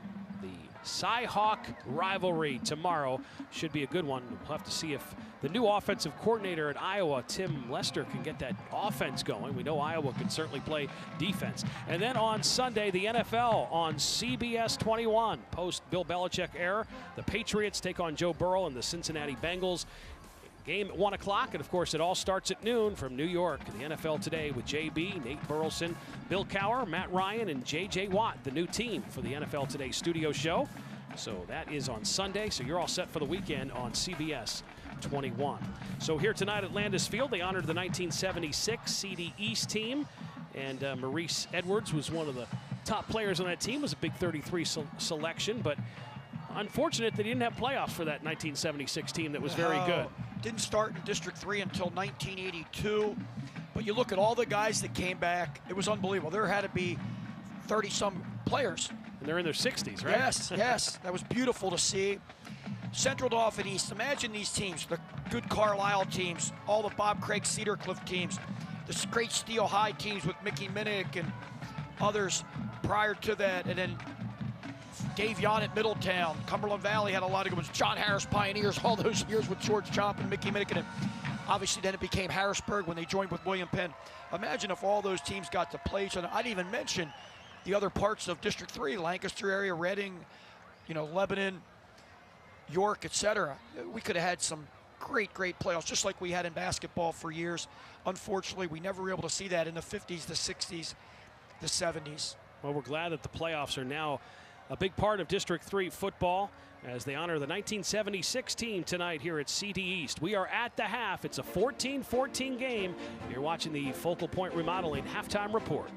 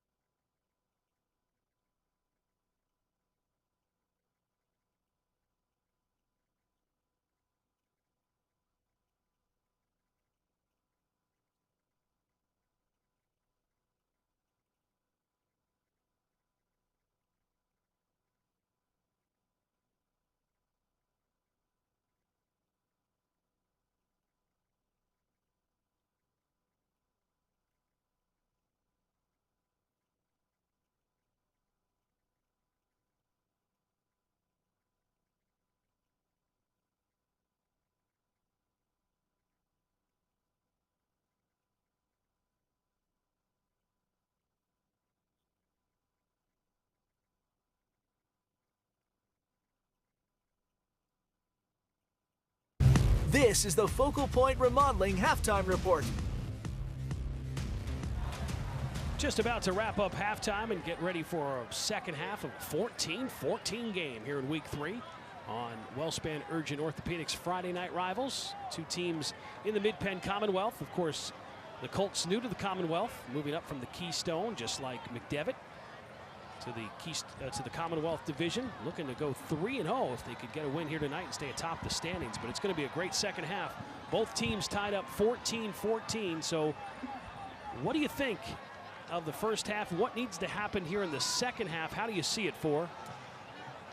First of all, for the Cedar Cliff Colts, who came in here as most people thought slight underdogs on the road, they got to keep that power running game and just continue to mix in the passes, and it can be safe passes, and they did a really good job of that.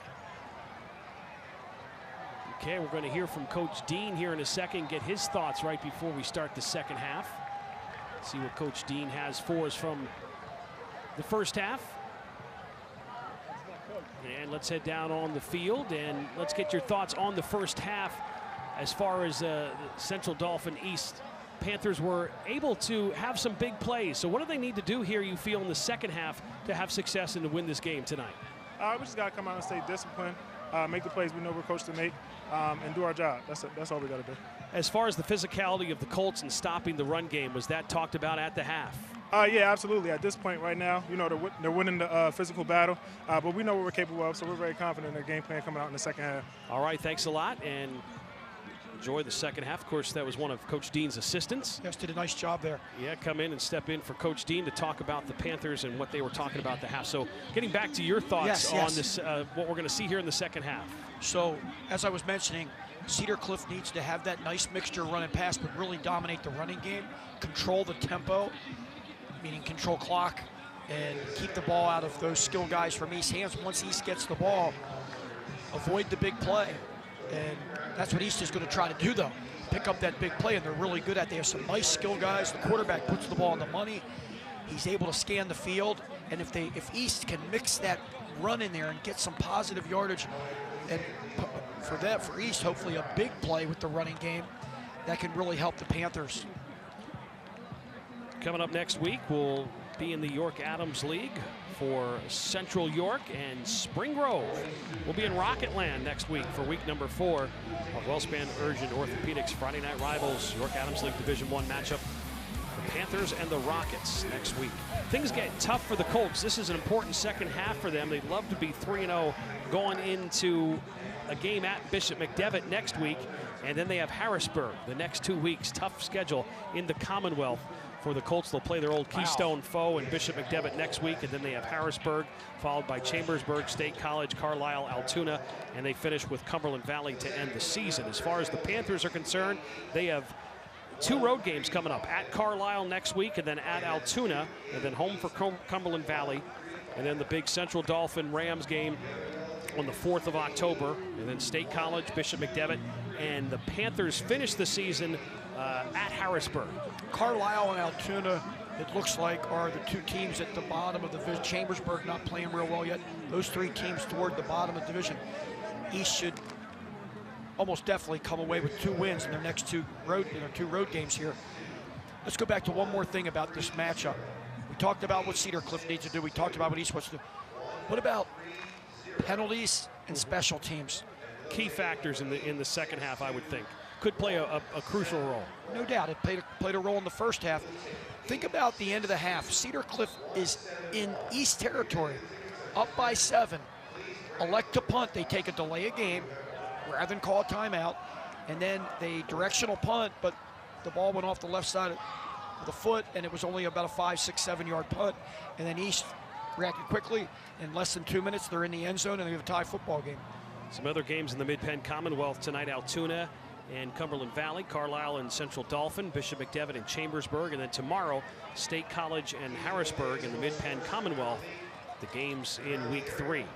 Harrisburg, see if they can come off their big overtime win at Bishop McDevitt last Saturday, if they could take care of a pretty good State College team tomorrow. Can't wait to see that game at 1 o'clock tomorrow.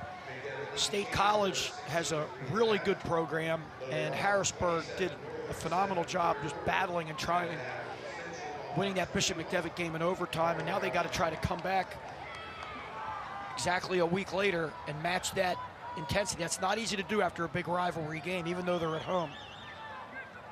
So the second half about to start. The second half kickoff presented by the Good Feet Store. Bloss will kick it off for the Panthers. Anatasi and Heckard back for the Colts to receive the kickoff to start the second half with a tie 14-14 game. And here we go with the second half on the Wellspan Urgent Orthopedics Friday Night Rivals. Anatasi with it and gets across the 40 down to the 42-yard line. So 17-yard return by Anatasi, and we'll see where the Colts have the football and see what Bennett Seacrest could do. He's also, besides a 3-year starting quarterback, also a pretty good catcher. Of course, that team won the 2023 District 3 6A baseball championship with the Colts. Always have a good program there. He's also a big golfer. He wants to achieve, he said one of his achievements this year as a senior, he wants to get a 4.0 or higher. So he has that work ethic in the classroom as well, besides his athletic work. They're going to shift out of this. Interesting. Yeah. The shift with a 1st and 10 from the 44 to start the second half. And they have the completion across midfield into Panthers territory. And that was a bullet as Tirado makes the catch. And Tirado is the leading target and the leading receiver for the Colts in the first half. Coach Gillen is doing just enough here. As you see the throw on the slant, thread the needle there with almost got it batted down. And Coach Gillen's doing enough to keep the East defense off balance. I like that shift and that slant route there. Now, you know what, they're coming back here. They're not shifting out of this. 4th catch of the night for Tirado, and a 1-800 got junk first down. Running hard is Dent. P.J. Dent keeps his legs turning. What a great second effort by Dent. And one of his longest runs of the night into Panther territory, and that moves the chains again for another 1-800 junk first down. What a run by P.J. There you see the replay, not untouched. He got 5 yards before he was even touched, and then kept his feet churning, shoulder down, and moving forward to pump out a first down for the Colts. They're already inside the 35 of the Panthers. 12-yard pickup all the way to the 33-yard line, a 1st and 10. Good run by Dent. He had that 100-yard rushing game in the opener against Redland. This time, nowhere to go. Dent was stormed up by a lot of black jerseys. Great penetration off the edge there by the Panthers. Zach Brown on the stop, one of the guys from his defensive end spot. Yep. He's coming off the corner. When you have a tailback nowadays, with the tailbacks being deeper for the last 20, 30 years, and it takes a while for him to get to the line of scrimmage, and if somebody can get through there and make a play in the backfield, it could be a big defensive stop, and that's what happened there. Avery was in on it as well, number 1, a 3-yard loss, a 2nd and 13 from the 36. They got one-on-one coverage out here if they want it. Seacrest from the gun. Fires, has the completion to Anastasi.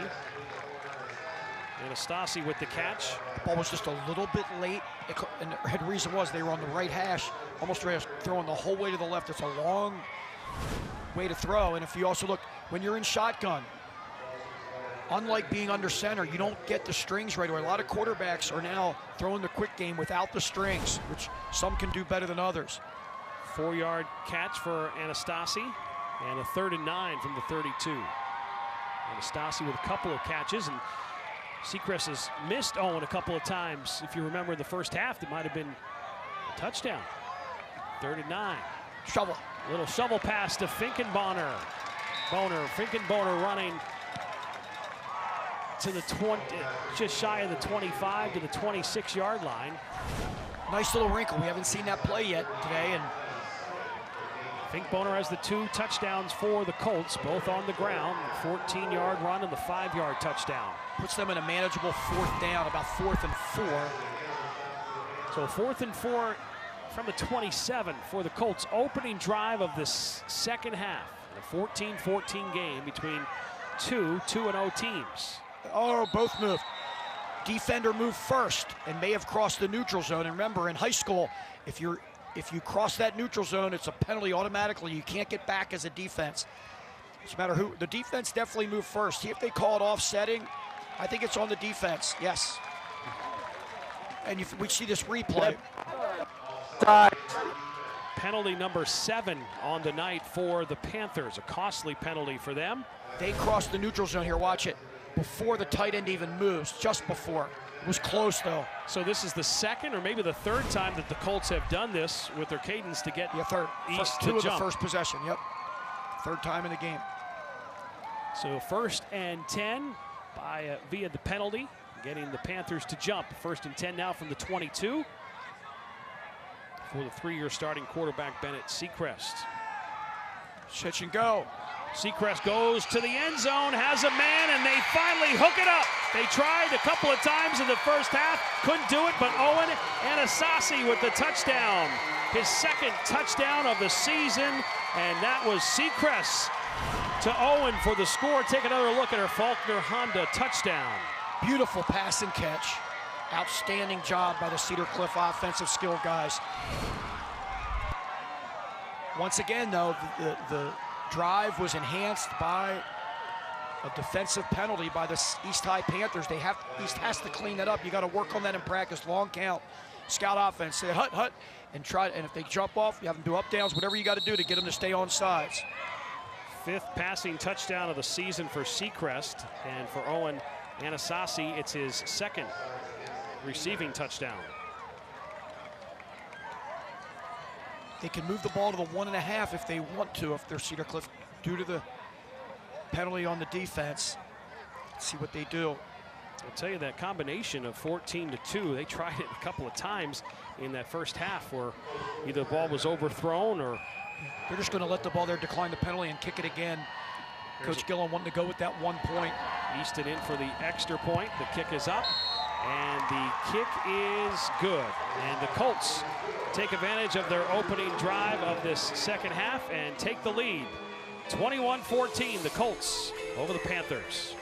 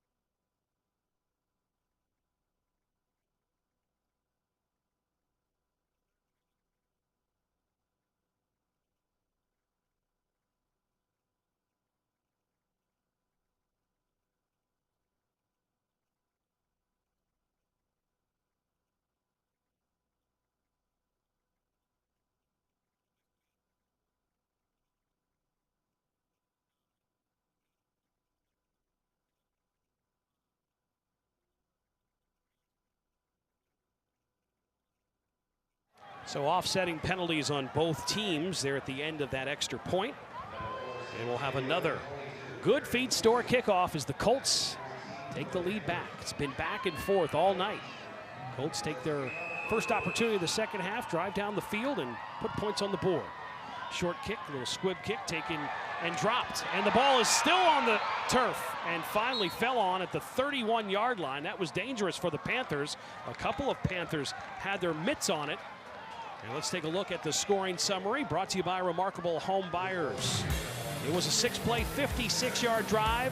Sechrest to the touchdown to Anastasi. Anastasi's 2nd receiving touchdown of the season. And Bennett Sechrest's 5th touchdown pass, 21 yards. And the Colts take the lead again, 21-14. It's gone back and forth. The Colts had the first score of the game, 7-0. And the Panthers came back, tied it. And then the Colts took the lead again. The Panthers tied it up again at the half, and now they're with their 3rd lead of the night. 21-14, 8:25 to go, 3rd quarter. Panthers with it, 1st and 10 from the 31. Jallo sends Parsons in motion. Fires and has the completion right up the middle. The ball caught at the 50-yard line, and that's Young. Young off to the races. There he goes for the score. Touchdown, Jallo to Young. Santana Young with his 3rd touchdown. Fabulous play by the Panthers. That crossing route, deep slant, very difficult to cover in the open field. When we talked to Coach Gillen, what did he say? We got to avoid the big plays, and there's a big play for the Panthers. They answer pretty quickly. Jallo to Young, our Faulkner Honda touchdown. We saw it earlier with Young on that route going the opposite way in the first quarter. So Young with his third touchdown, the Trinity transfer. He's quick, caught that ball at midfield, and then the rest was his speed. Goes 69 yards for the score. The Bloss extra point is up and good, and guess what? We're tied again, 21-21. What a great clash in Mid-Penn Commonwealth. You gotta love it. Both teams competing hard. Both teams coached well. Just got to keep coaching up. Now the CD East defense has to try to be penalty free. Time to raise the roof again on Friday Night Rivals. Of course, Raise the Roof is brought to you by Able Sun and Roofing. Before you sign, call us. There's the student cheering section of the CD East Panthers. All excited after that touchdown to tie the football game back up at 21. Raise the Roof brought to you by Able and Sun Roofing and Siding. Cumberland Valley looks right at the end of the half. They were up 7-0 over Altoona. And Central Dauphin up 27-0 at this time over Carlisle. The other game tonight in the Mid-Penn Commonwealth, Bishop McDevitt and Chambersburg. McDevitt trying to bounce back from their overtime loss last week to Harrisburg. Again, thank you for watching tonight on MyTV Central PA. Also watching on CBS21.com, CBS 21's Facebook, and YouTube social media. Game tonight live for you. Time for another Good Feet Store kickoff and a tie game, 21-21. Ball taken, 21-yard line, and on the return goes Anastasi, and short return up to the 30, so a 7-yard return for him, and that's where the Colts will have the football back in a tie football game. Time for a remarkable home buyers scoring summary. Pretty simple. One play, 69 yards, took 13 seconds off the clock. Jallo to Young for the touchdown. Young's third touchdown of the season, and Jallo now with his 5th passing touchdown of the season. Jallo with 2 touchdown passes here tonight. Hit Maxwell to tie the game up at 14-14 for 15 yards, and then has the 69-yarder to Young to tie the game again. And that's P.J. Dent, the sophomore, getting a lot of carries tonight, as the Colts always have a pretty featured tailback in their offense, a team that has 3 District 3 championships. The Colts won the District 3 title in 96, 88, and 87. 87, their first title was 2-0 over Cumberland Valley in a rematch. 2-0. 2-0, a safety at the scoreboard end of the field. And also the next year they went undefeated until their loss to Pittsburgh Central Catholic at Beaver Stadium in the state final. And then 96, they blew out Wilson, Coy Wire's senior year. The Colts have 41-16 over the last 5 years. They've been pretty good. The inside run. As Dent gets hit at the line of scrimmage, no gain. We'll take another look at Dent and the pressure by the Panthers. Brian Ham, the 6-foot, 175-pound linebacker, number 30. First one on the hit there for the Panthers.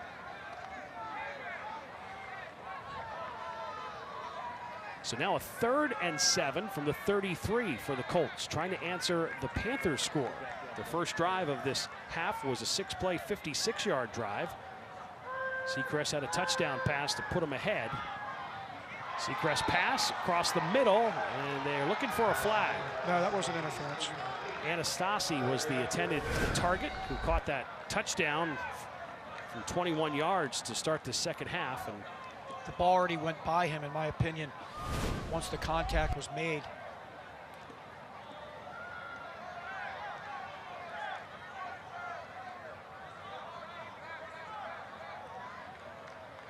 Seacrest does the punting. Had a real nice punt last week against Central Dauphin, put it inside the 10-yard line. And a horrible punt right before the half. Wasn't a good one, his last punt, his last effort. So let's see what happens here as the Colts will have to punt the football back to the Panthers. Santana Young, who has that 69-yard touchdown catch, is back to receive the punt. He calls for a fair catch at the 35-yard line. Time to look for some great mustaches around Landis Field tonight. Good crowd on hand, and it's time for our Mustache Cam, brought to you by Barber Styling Institute. Looking for the best mustaches around the stadium tonight. You ever a mustache man for? Never had one. Me either. There's some mustaches on the sidelines. It's Central Dauphin East coaching staff. There's our Mustache Cam, brought to you by Barber Styling Institute tonight. So the Panthers have the football 1st and 10 from their own 36-yard line with a 21-21 game. Both teams scored quickly in this third quarter. Back-to-back scores, and yet another tie. Reverse play, and then a pitch to Jallo, who's going to throw it downfield, and nobody there. Incomplete. So a little bit of trickery as they look downfield for Young, but unable to connect. I was watching the 3 receivers to the bunch trips to the left top of the screen, and they all were talking to each other like who's on the ball, they weren't sure what. Here's a penalty. Let's see what it's all about. Holding. Penalty. First. So yet another penalty on CD East. They've had a bunch now. That may have been defensive holding. We couldn't hear all the words from the referee there, but it may have been a holding by one of the defenders on one of the receivers when they realized it was a trick play and a pass. Sometimes it's better to take the holding penalty and not give up the home run, because that would have been 2 home runs in a row. This East offense. So the penalty on the Colts, 1st and 10 from the 45. There he goes. And up the middle, Parsons, much like his touchdown run in the first half. There he goes to the house for his 2nd long rushing touchdown of the night. 55-yard touchdown. He has a 58-yarder in the first half, and now a 55-yarder here in the third quarter. Take another look at our Faulkner Honda touchdown. I don't know if the motion there got a guy out of place for the defense for the Colts, but virtually untouched. Find a gap with that speed. Big plays. That's what the Panthers are showing us here in the second half. Yes. A 69-yard touchdown pass, and now this 55-yard touchdown run by Parsons. Remember, he has a 58-yard touchdown run in the first half, well over 100 yards now with 2 rushing touchdowns and 5 rushing touchdowns in the season. As the saying goes, size hurts, speed kills. So how about the last 2 scoring touchdowns? One took 13 seconds off the clock. False the other start, one took 17 20 seconds. on the kicking team. False start on the kick by Bloss for the extra point. Big plays, Phil. Big play opportunity, like you said. And went quickly. Coach Gillen mentioned that to us when we talked to him at the beginning of the halftime show, and mentioned about the second half's going to come down to if we can continue to try to avoid and limit the Panthers from their big playability. Let's see if this 5-yard penalty, it's not much, but see if this throws off the East kicking game here. Because every extra point is very crucial here. Kyle Bloss with the extra point. He's been the kicker of the team for the last 2.5 years and puts it through for the extra point. And now the Panthers back on top, 28-21. Back and forth we go tonight. The Wellspan Urgent Orthopedics Friday Night Rivals.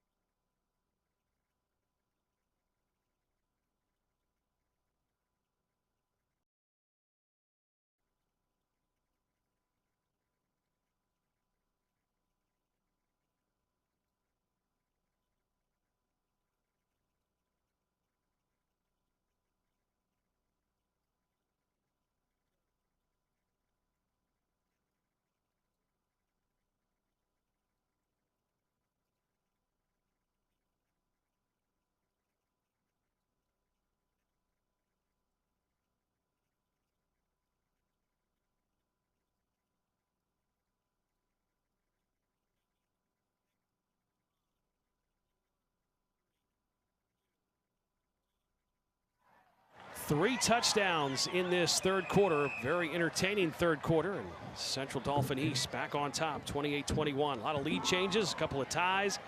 Good feet store kickoff. Being taken by Heckard across the 40 down to the 44-yard line. Heckard with a good return on that kickoff. Across the 40 he goes, and here's our remarkable home buyer scoring summary. The Panthers score quick. Parsons, 55-yard touchdown, 2 plays, 65 yards. Didn't take much time off the clock. So Parsons tonight, a 58-yard touchdown run in the first half, and that 55-yarder. After this play, we'll talk about the modern offense and what the effect that has on defenses. 1st and 10 from the 43 for the Colts, looking to answer the Panthers touchdown. PJ with the carry. Short game. Gets shy of the 45. So, for years and years in football, talking going back to, you can go from the 50s, 60s, 70s, 80s, 90s, into the turn of the century. Most teams were under center. Tighter formations. You'd have a receiver here, a receiver there. But everything changed a decade and a half ago, and you have most teams in shotgun. They're using a lot of wideouts. They're spreading the defense out, and it's allowing these really quick, outstanding athletic kids getting the ball in space, and you see what happens. You got to make one guy miss instead of 2 or 3. 2nd and 9 from the 44. Seacrest's pass to Anastasi, complete at midfield before he was brought down. So a 3rd down and manageable coming up for the Colts after the Seacrest to Anastasi grab. So as you see the replay, so East had 3 receivers there. Then they motioned another guy out of the backfield. Forces the Cedar Cliff defense. You got to respect that. And they're spreading Cedar Cliff's defense out, and all of a sudden, quick hitter, and he's gone. 3rd and 2. 3rd and 2 from the 49-yard line as the Colts are in East territory. Go with the power set, trying to get the 2 yards. Oh, tripped up in the backfield. Because that delayed counter takes a little bit too long, and somebody coming off the edge there again. Jackson coming up, number 27, blows it up. And where do you come off of? Off the split end side. There's only a guard and a tackle to that side. Yep. And you're pulling guys. He comes right off that pull, and he did a good job. You're taught, come right down that line of scrimmage. 3rd time he's done that tonight, 27 from that end. So now a 4th down for the Colts. Down a touchdown. 28-21. They're going to punt the football. 10. Yeah, they have 11 now. Hiller is on to do the punting as Seacrest is limping, so backup punter. This could get interesting. It's a lineman punting. That is the big man, the captain, Gunnar Hiller, 6'3", 310 pounds. Puts a boot on it. Takes a bounce all the way into the end zone. It doesn't matter if he touched it. Once that ball goes in the end zone, it comes out to the 20. So we see the leg of Gunnar Hiller, got all of that one. I don't think he did touch it anyway. The return man for East. Tomorrow, college football on CBS 21. It is the Cy-Hawk rivalry. Iowa State and Iowa. Last time Iowa State played at Iowa, they left the stadium with a win back in 2022. The rematch tomorrow on CBS 21. Then the NFL on Sunday. The NFL is back. The Patriots and the Bengals. It all starts at noon with the NFL Today on CBS 21. Who was the longest tenured coach at one school in college football right now? I would say it would have to be the Pennsylvania native at Iowa. That's exactly right. Kirk Ferentz, Upper St. Clair grad. Yep, Pittsburgh area. Kirk Ferentz has done an outstanding job. Had to be tough, though, for Coach Ferentz.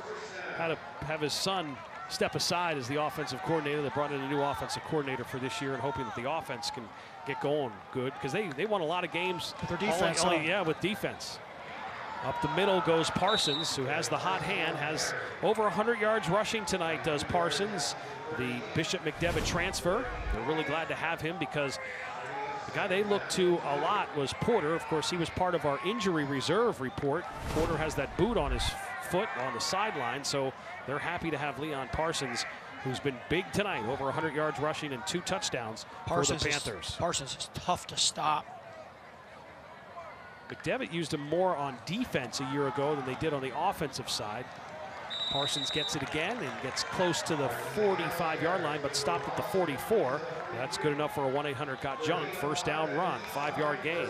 Blake Seacrest on the tackle, moves the chains for East. Cedar Cliff has to try to find a way to put East behind the chains, meaning don't allow them to get short down and distance situations. Put them in a 3rd and long. 1st and 10 from the 43-yard line for the Panthers with a touchdown lead, 28-21. 4 wideouts. That's easier said than done for a defense when you have a lot of skill like East does. Jala has 2 touchdown passes. Parsons has 2 touchdown runs. Those are the 4 touchdowns for the Panthers. Jala will run it himself this time. Great job by the Colts. Fabulous gang tackling defense there. That's what the doctor ordered there for the Colts. Latini, number 74 up front, Hiller up front, Gillen. They stayed in their blocking lanes and made sure that they were able to get the running quarterback. They have done a nice job. Jala really hasn't hurt the Colts tonight with his legs. It's been more of his arm. 2 touchdown passes from 15 and 69 yards. Same formation. 2nd and 9. Air probably, yep. Here's Jala rolling out to his right. Eyes still downfield. Now looks like he's going to run and gets out of bounds and tiptoes his way to the 40. But that is contained and no flags come out. Now we mentioned getting them behind the chains. This isn't necessarily behind the chains, but if you're Cedar Cliff, you got to be happy with this. It's going to be 3rd and about 5, maybe 6, and that's what you want to. You don't want to get East. So they got to short down and distance situations. To the 48-yard line. So a 3rd and 5 for the Panthers. Got 2 receivers out here for Cedar Cliff. They only have 1 defender out here.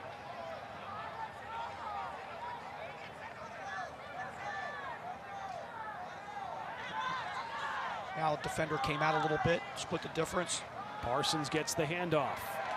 Fighting his way to midfield, crosses midfield to the 49-yard line in Colts territory, but it'll be short of the 1st down. So 4th down coming up.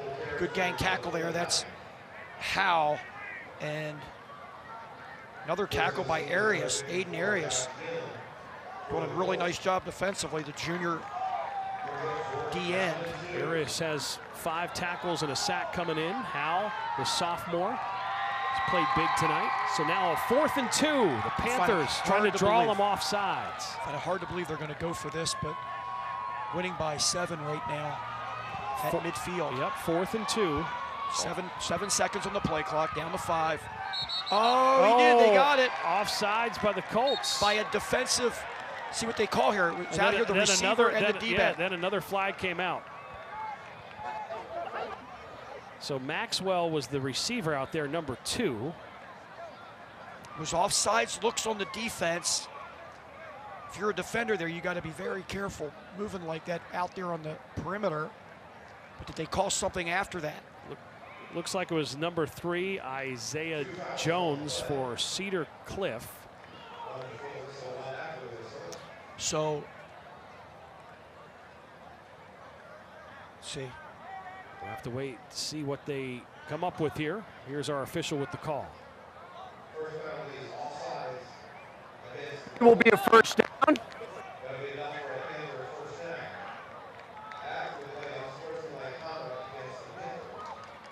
Okay, so it's going to be 1st and 25. So right down here at the bottom. So take a look. Their wide receiver down at the bottom of your screen. Isaiah Jones is the defender, number 3, and must have been used. It was language. The receiver had to be language by the receiver. He got exactly what he wanted. Maxwell is the receiver, number 2, and Jones was in on the coverage. So now that everything is done with that, it is a 1st down for the Panthers. So whatever number 2, it must have been some kind of taunting to the defender there. 1st down from the 40. Jala, here comes pressure, and he falls down in the backfield, and that'll be a loss of about 6 or 7 yards. As the pressure was coming from the Colts, Jala slipped and fell down.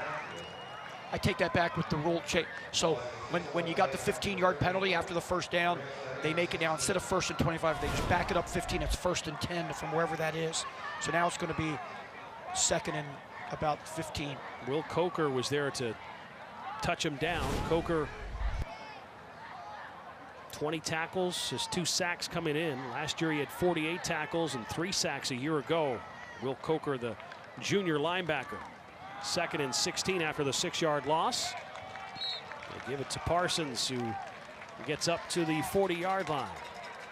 Every defender, when Parsons gets that ball, has to be locked into their gap and their gap responsibility. If one guy gets out of whack, look out. That is the final play of the 3rd quarter. We head to the 4th, back and forth game. CD East with a 28-21 lead. 4th quarter is coming up.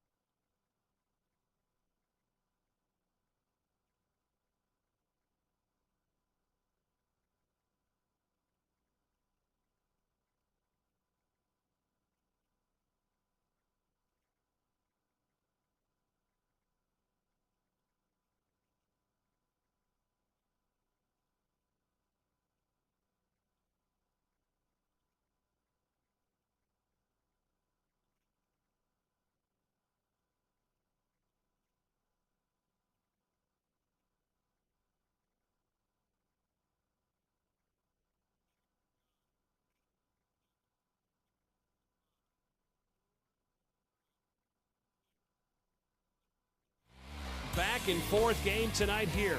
2 undefeated teams in the Mid-Penn Commonwealth. And we head to the 4th quarter. Wellspan Urgent Orthopedics Friday Night Rivals. Phil Shaner alongside Ford Chapman.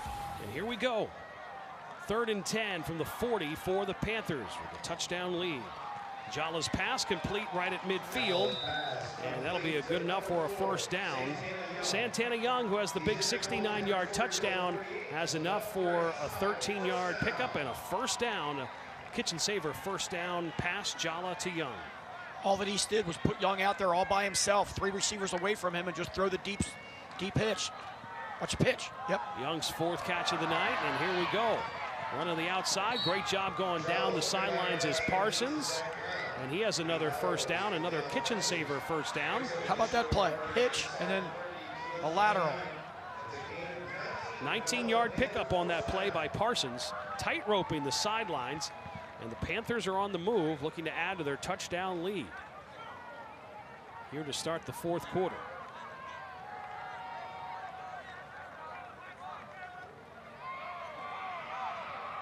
Young with 4 catches for 125 yards. Leading receiver for the Panthers. Jala's pass complete. You got to be careful throwing the ball that far from the left hash all the way to the far numbers. The ball's in the air for a long time. They made it work, but it's risky. Yeah, it is. Caleb Duncan was the one to make the catch. Duncan, the 5'9", 140-pound senior. Torado tried to jump that and just missed it. And for East, they're 2nd and short here. 7-yard pickup on the pass play, 2nd and 3rd. Jala's pass was knocked down by Blake Seacrest, the sophomore. Like the play call there, they were going to go fake play action, and we're going to throw it out there to their star receiver, Santana Young, and he was open, but batted down at the line of scrimmage.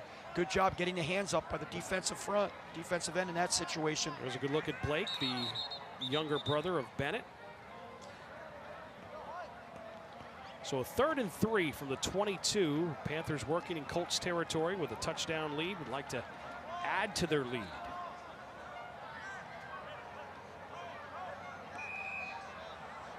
We've had 3 ties in this game, and both teams going back and forth. The Colts scored first, the Panthers bounced back, and the Colts scored again. We were tied up 14-14 at the half, and then 3 touchdowns in that 3rd quarter. They got 2 downs to get 3 yards. 3rd and 3 from the 22-yard line. Jala tries to send a man in motion. He sends Young in motion, and there's a timeout. And we'll step aside. A big 3rd and 3 coming up for the Panthers. They're in Colts territory when we get back.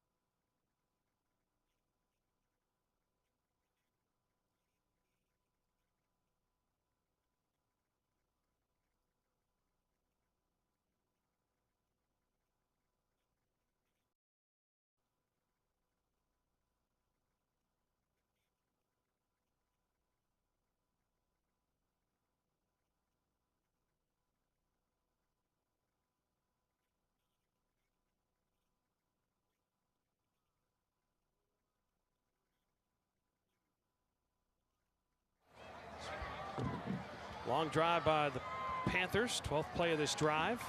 3rd and 3 from the 22 in Colt territory. A couple men in motion, both shifting. Yeah. Yep. They shift their formation and hand off to Parsons. Good job by the Colts getting to that backfield very quickly for a tackle for a loss. Same exact thing, just flip it. East did that a few times during the game, and Cedar Cliff did a great job. Watch him come off the edge here to the short side of field. You'll see him come into your screen right here. Great play. That's 43. Seacrest, the sophomore, again. Been good at his defensive end spot. There he is, 6'3", 225-pound sophomore. Had 37 tackles, 9 tackles for a loss, and an interception last year as a freshman. And this year, 13 tackles coming in and has a bunch here tonight. Big 4th and 4 from the 23. Jala to pass, time to throw, and the ball is tipped and incomplete. And they'll take over on downs, will the Colts. So a great defensive stand and a long drive by the Panthers, but it ends in this 4th down try, and the ball was well defended. By Tirado, yes. Young was looking for the penalty. Tirado was on coverage, and the Colts have the football back, down a touchdown, 28-21 with 9:54 to go here in the 4th quarter. Good job by the Colt defense to bend but not break, and they get the ball back for the offense, down a touchdown. Just under 10 minutes to go. That was the longest drive of the night for the Panthers. They had it with 13 plays, but couldn't get points on the board. So let's see if the Colts can answer and tie this game yet again. We've already had 3 ties tonight. Look at East jamming the line of scrimmage. Seacrest to throw, scans the field, looking for Tirado, and well covered there by Cofield. Cofield on coverage, Tirado the intended target, incomplete pass. CD East had 8 men, then eventually 9 men. A guy coming off the edge into the box. That area from tackle to tackle, tight end, that whole area near the running game. East is jamming the line of scrimmage, trying to make sure they have enough people at the point of attack. Both these teams fighting to try to stay undefeated on the season. Stay atop the Mid-Penn Commonwealth Division here early in this season. This play's going to be interesting. 3 backs in the backfield for the Colts. 2nd and 10 from their own 23-yard line. Give to Dent. Dent bounces outside and across the 30 down to the 32-yard line. P.J. Dent on the run, just shy of the 1st down. It's going to be about a yard or so to go to get the 1st down. Cedar Cliff does not want to be in a 2nd and 10 situation that they just were, but that running game got a nice 9-yard gain. It's going to be 3rd and 1. Yep. 3rd and 1 from the 32 after that 9-yard gain by Dent.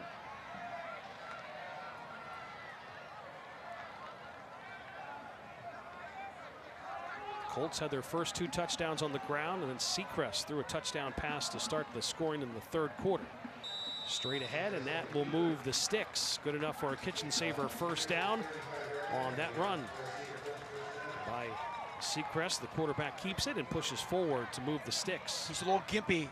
Yeah, we noticed that a couple series ago when he wasn't able to punt. Now, if you're Cedar Cliff, marching down the field, but slowly. There are 9 minutes left in the football game, just under 9 now. If you take a very long time, this may be your last possession that you can do so, because the clock's going to keep running. You still are 65 yards from pay dirt. Anastasi in motion. It's 1st and 10 for the Colts. Seacrest airs it out downfield. Anastasi, and through his hands and incomplete. They had that touchdown the start of the 3rd quarter, a 21-yard touchdown pass, Seacrest to Anastasi, but they weren't able to hook up there. That was a slant wheel, and it looked like he was going to go for the slant. You'll see it here, and then decided to go for the inside receiver going out and up the sidelines, nearly a catch. You can tell that Bennett Seacrest is a 3-year starting quarterback with his poise, the way he scans the field. The game has really slowed down for him. Took over as a starting quarterback at the Colts back when he was a sophomore. And each week, each season, things have gotten a little slower for him. Panthers showing some pressure. Hand off to Dent. Dent is tackled in the backfield for a loss. Not where the Colts want to be here. 3rd and long, more than 10 even. Try to counterplay here. Took a little bit of time. Too much penetrate. You got to avoid the penetrators there. Number 6, Caceres has had a nice game tonight. Yes, he has. So a third down and 13 after the loss. So a 3rd and 13, and this is what Coach Gillen talked to us about, that he wanted to stay away from these 3rd and long situations, because this is when the Panthers are going to dial up defensive pressure and come at you. So here we go, 3rd and 13 from the 31 for Seacrest. This play is so important that the Colts are going to call timeout to think about this 3rd and 13, and we'll stay here. There's 7:49 to go in this 4th quarter, and a 3rd and 13 from their own 31 for the Colts. They call timeout to make sure they have the right play. Coming up next week, week number 4 of the high school football season, the Wellspan Urgent Orthopedics Friday night rivals. It's Central York at Spring Grove, York Adams League, Division I. That's where we'll be next week. The Panthers and the Rockets. Yeah, should be fun next week, York Adams League. We've already seen a game of the Lancaster Lebanon League that kicked us off with Elizabethtown and Cacalico, and then 2 weeks in the Mid-Penn Commonwealth. Last Saturday, Bishop McDevitt and Harrisburg, that classic, and then here tonight, the Colts and the Panthers, and next week, York Adams League. So this is a big 3rd and 13. What do you think Coach Gillen is talking about down on the sidelines? He has some targets for his quarterback. He's going to try to dial one of them up. It's almost a guaranteed passing situation. They haven't really been successful on screens, so I'm not expecting a screen play here on 3rd and long. I'm trying to believe they're going to go to number 1 or number 2. Give those 2 athletes a chance to make a big play. Don't count out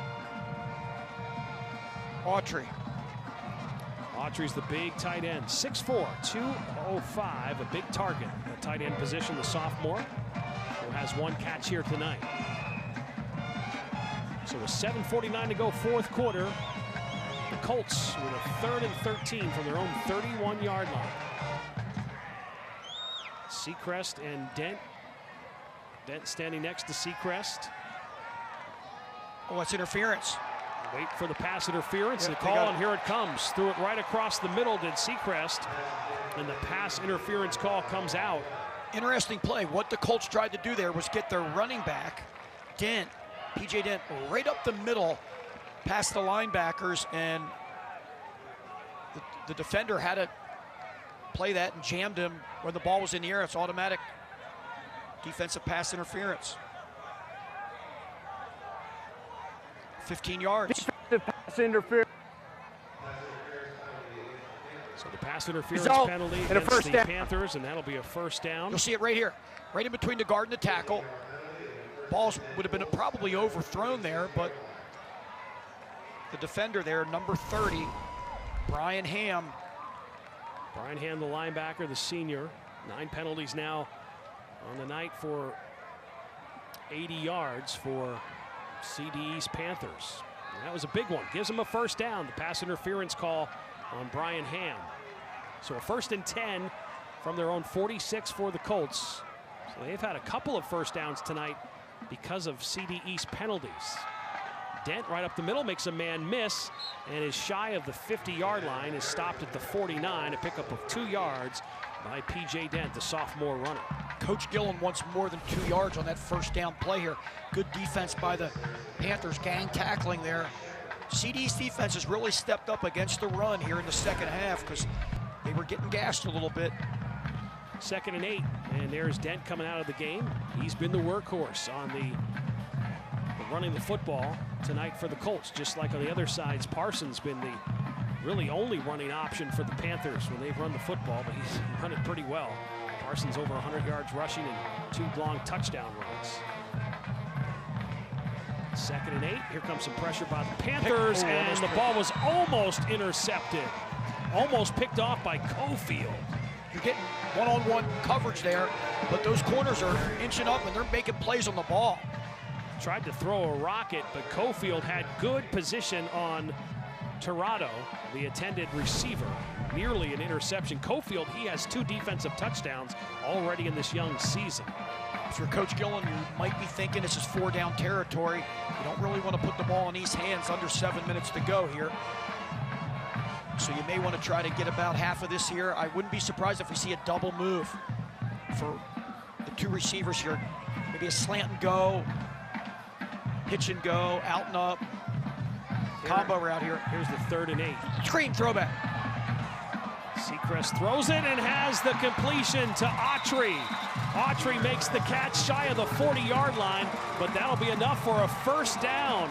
The sophomore with his 2nd big catch of the night, and that moves the chains. A kitchen saver first down. Seacrest to Autry. All designed. They're going to throw it back to 15. You see it there. Ball's right on the money. Very good pass by Seacrest. Good route by Autry, the sophomore. And nice catch, obviously, to move the chains. Now Cedar Cliff is definitely in 4-down territory for the rest of this drive. They know they have 4 downs to get 10 yards. That pass play was good enough for 10 yards and the first down. Seacrest now under center. Sends his brother in motion behind him, and they give it to Finkboner, who has the 2 rushing touchdowns in the first half. He has fresh legs. He hasn't carried the ball, I don't think, this entire half. So he has a physical run. Shy of the 35, down to the 36. Cedar Cliff knows.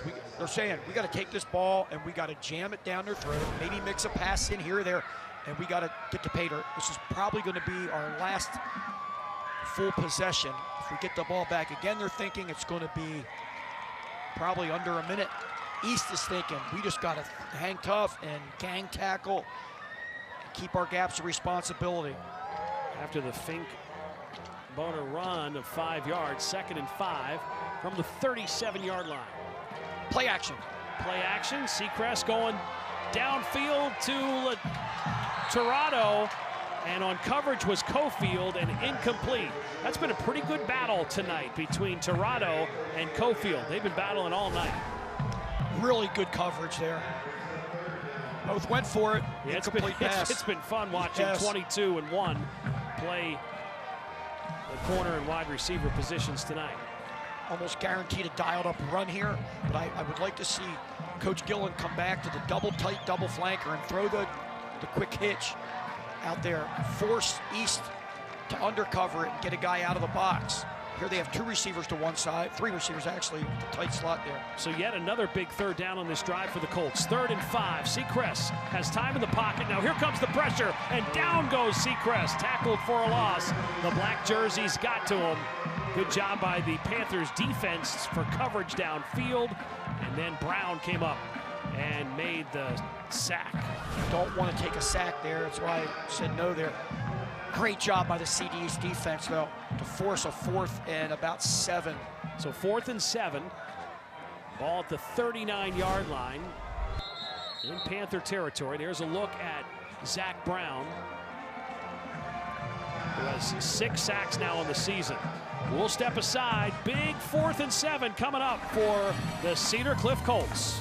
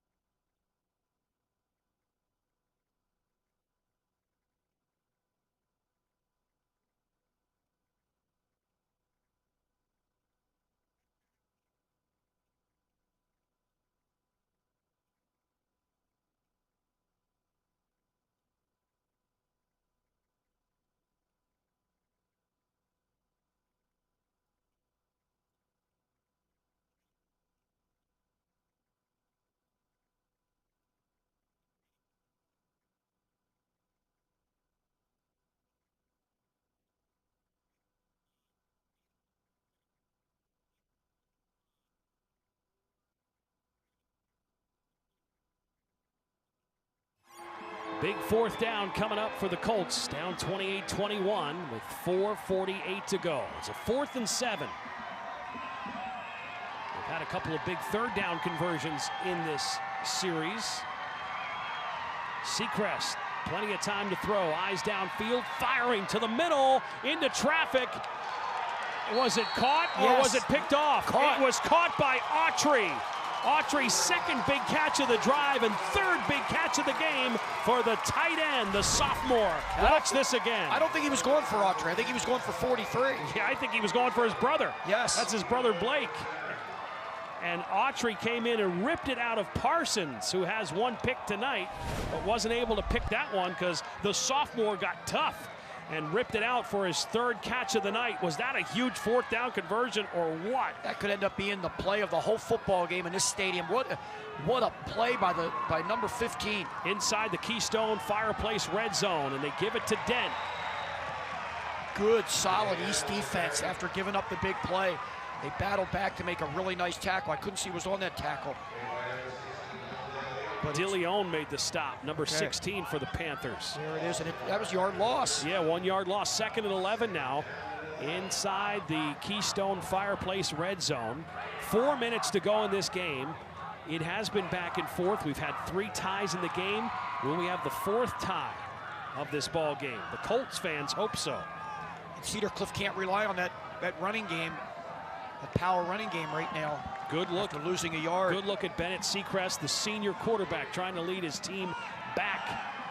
Play action, has the completion out of the backfield to his brother. His brother, the sophomore Blake Seacrest, shows his toughness and gets inside the 10-yard line. Breaking that tackle was huge. Inside the 10, and take a look at the play action by the senior. Last year, it was a special moment. The Seacrest to Seacrest touchdown for the first time in the Mifflin County game. That's what Bennett says, one thing that he'll remember forever in his high school career, when he was able to hit his younger brother Blake for a touchdown last year. With 1 timeout for Cedar Cliff and the clock under 3 minutes, these 2 downs to get the first down or the touchdown here, 3rd and somewhat long. 3rd and 8. Bad snap. High snap, and Seacrest pulls it down and then is running, trying to fight his way towards the 5-yard line, just shy of the 5, so Bennett saved the day. The high snap from Tommy Calderon, and Bennett was able to get it and then get positive yards after the high snap.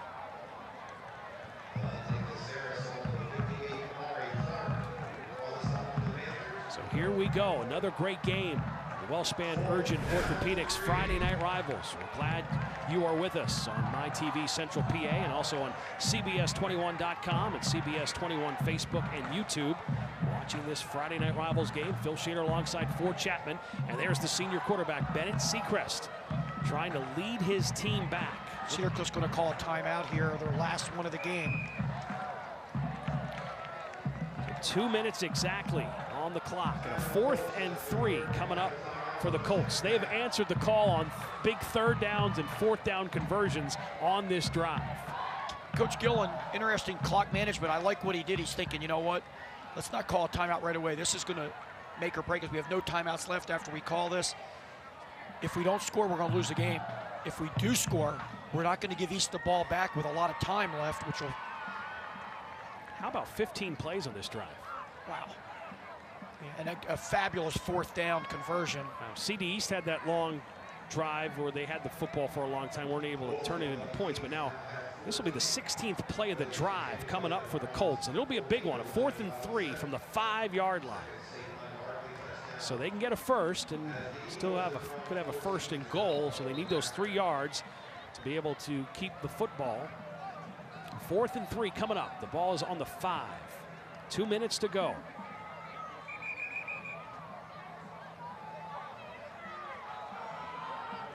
The Colts were in overtime last week and took care of the Central Dauphin Rams. Now trying to take care of Central Dauphin East here tonight at Landis Field. Are the Colts going to try to run some type of delay across the field, look one way and throw back the other? They were successful against that against Central Dauphin last week for the touchdown to tie the game before overtime, and they were successful on a conversion here in the fourth quarter on that same play, similar play. Yep, they have their big guys in this game. Will Coker, the usual linebacker, he's here in on offense, so they're trying to get some big-time blockers up front. East is going to call a timeout. So look who they had out there. They had Seacrest. They also bring out Will Coker, the linebacker. Plays mostly on the defensive side of the ball. They have him now on offense to make sure they have some blocking to try to get these 3 yards. That was a tight set. I'm not sure what they're going to do here. Where were they going with that set? That's a good question. I usually try. I think I can give a good job. Were they going to? Was it going to be the Seacrest to Seacrest connection? Was he going to hand the ball to his brother Blake? It looked that way. Blake was the one in the backfield. They had some big bodies up there to block, like I said, with Coker coming in on the offensive side for the Colts. So this is big. 2 minutes to go here. The Panthers up by a touchdown, 28-21. Don't be surprised if they get up on the ball, over the ball, and get a long count here, because they've gotten that East team to jump off sides 3 times. That would be enough, it looks like, to 4th and 3 from the 5. That wouldn't get them a first down, but that would get them within a half a yard. So some big bodies are in there. They have Seacrest and they're obviously going to shift. They're going to shift 43 and 1 to the left here. Finkboner is in there as well, who has the 2 rushing touchdowns tonight for the Colts. There's their long cadence. Seacrest will hand it to Finkboner, and he's going towards the end zone. Is he in? No, but he got the first down. So Finkboner, who has the 2 touchdowns, didn't get into the end zone, but that's okay. He needed 3 yards to give him a 1st and goal. I can't believe they didn't shift that time like they showed the last time, and they just went to the weak side. What a play. Great call by Coach Gillen. A lot of confidence in that offense. They all believe. Yep, there's all 11 guys understanding the plan. There's a good look at Cade Finkboner before, and a good look at Coach Gillen and his staff. Finkboner has come up big, had the touchdown to start this game, a 14-yard touchdown run. Take the 7-0 lead, and also had another 5-yard touchdown run. I like what they're doing here, no rush. Now they're only to 4 seconds, they better snap the ball. 1st and goal from the 2. The play clock goes down to 1. They hand it off, trying to fight his way towards the end zone. Is he in? He is. Colts have the touchdown, and that is Cade Finkboner, his 3rd rushing touchdown of the night. They didn't even hesitate. They're going to kick the extra point. Not a hesitation there at all. Really nice kicker for the Colts. The play clock got down to 1 second. It was really close. Yes. And there you look at Cade getting the inside leverage and goes in from 2 yards out for his 3rd rushing touchdown of the night. And we're an extra point away from our 4th tie of the night. And there's the kick. And the kick is no good. He missed it. Easton's extra point is no good. He missed it. The junior kicker, Wyatt Easton, misses the extra point, and East holds on to a 28-27 lead. Now you got to get the onside kick. A field goal could win it. It's not over yet. You got to kick the onsider. You have no timeouts left. Recover it. Try to get in field goal range. If you're East, you recover this onside kick, the ball game's over, but you got to get your hands team out there and ready to go. Wow, a missed extra point that would have been the 4th tie of the game. That was a 17-play, 77-yard drive. Took 8:29 off the clock, everything the Colts wanted. Finkboner in the end zone for the 3rd time. The extra point, no good. So now they'll set up for their onside kick. Kickoff presented by the Good Feet Store, and see if they can get the football back with 1:25 to go. And East holding on to now a 1-point lead, 28-27. Heartbreaker for the Colts with the missed extra point. Game's not over yet. Still football left. Ball has to go 10 yards. It does not have to be touched by anybody on the return team if the ball goes 10 yards. So Wyatt Easton, who missed the extra point, will be kicking the football off. An onside kick opportunity for the Colts. They need the football back. And here is your Good Feet Store kickoff. Let's see what the Colts can do. The Panthers have their good hands team right up front to be able to get the football. Timeout, East. East is going to call timeout. Look at all the receivers that were on that front line of the coverage. Now, let me go over something here. The way East was lined up, don't be surprised if Cedar Cliff kicks it to the short side of field. East only had one guy there, and it all looked like the kick was coming to the wide side of the field. But if East lines up in that same spot, you'll have 4 or 5 guys for Cedar Cliff with a chance to recover this at the short side as long as the ball goes past the 50. Time for our play of the game, sponsored by PA Beef Council. Beef, it's what's for dinner. Here it is, the play of the game. This was a good one. Jallow to Young, 69-yard touchdown. Young shaking and baking, making people miss. A 69-yard touchdown to tie the game at 21-21. There's your play of the game, sponsored by the PA Beef Council. Beef, it's what's for dinner. Also, stay tuned for the United States Marines catch of the game, as well as our Friday Night Rivals trophy presentation, all coming up. We also have our player of the game as well. So here we go. Good Feet Store kickoff. It's going to be an onside kick by Wyatt Easton. Takes a bounce high at the 50, and coming up with it and coming down with it was Jackson. Yep. Good hands by Jackson, and East recovers it.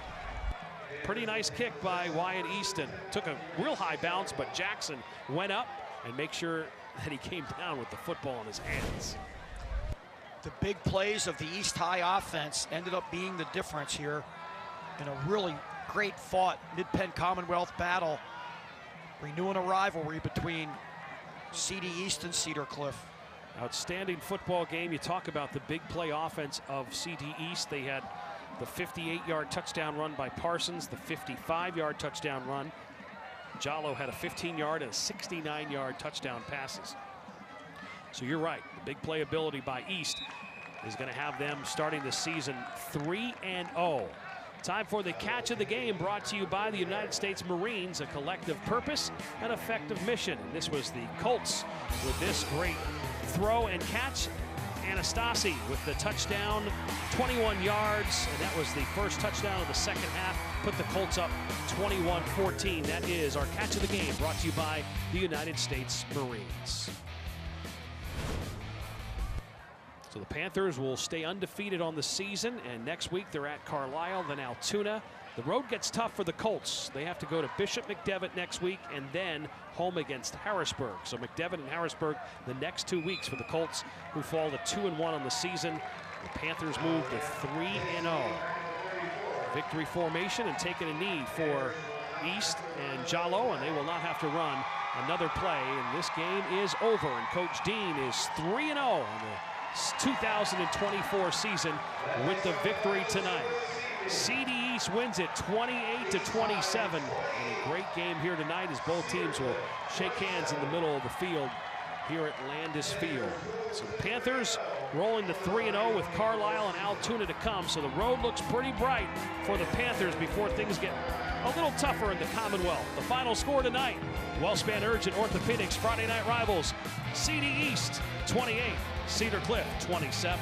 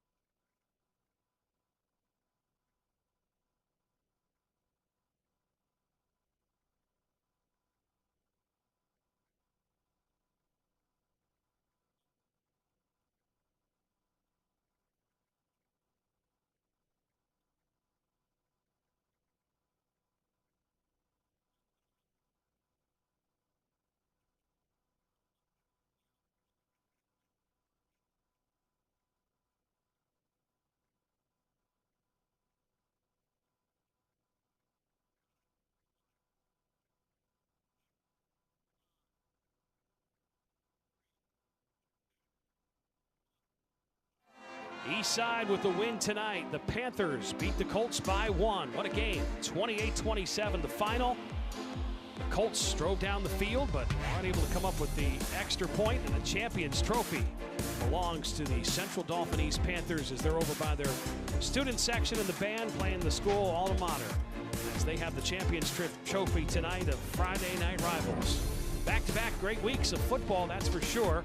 Our player of the game, pretty simple to realize who this guy was. The Bishop McDevitt transfer, Leon Parsons, went for 137 yards and 2 rushing touchdowns. It's time now for our player of the game, powered by Milk and the Allied Milk producers. And there it is, the big touchdown run. That was the first one. Went for 58 yards, and the second one went for 55 yards. Up the middle, they almost look identical, right? Right up the middle he went. Parsons with 137 yards, rushing, and 2 touchdowns. He is our player of the game, powered by Milk. So good night tonight. Next week, we'll head down to Spring Grove for the Rockets and Central York. Next week, York Adams League Division I matchup. It'll be Central York and Spring Grove next Friday night for week 4 of Wellspan Urgent Orthopedics Friday Night Rivals. Can't wait for that. CBS 21 would like to take a moment to thank the Wellspan Urgent Orthopedics who made these games possible for the viewers at home. We thank them for supporting the fine athletes and all these sponsors on your screen. They also contributed to getting these athletes on Friday Night Rivals each and every week. We'd like to thank Cedar Cliff and Central Dauphin East, the athletic directors, the coaches, the administration, and the athletes. For Kevin Huddy doing stats tonight, you're watching this game again anytime, anywhere, along with Friday Night Rivals schedule and more content on CBS21.com. Friday Night Rivals is a production of Sports Fever Television Network. For my partner, Ford Chapman, and the entire Friday Night Rivals production crew, I'm Phil Shaner saying good night, and we'll see you next week for another edition of Friday Night Rivals. The final tonight, the Panthers beat the Colts by 1, 28-27.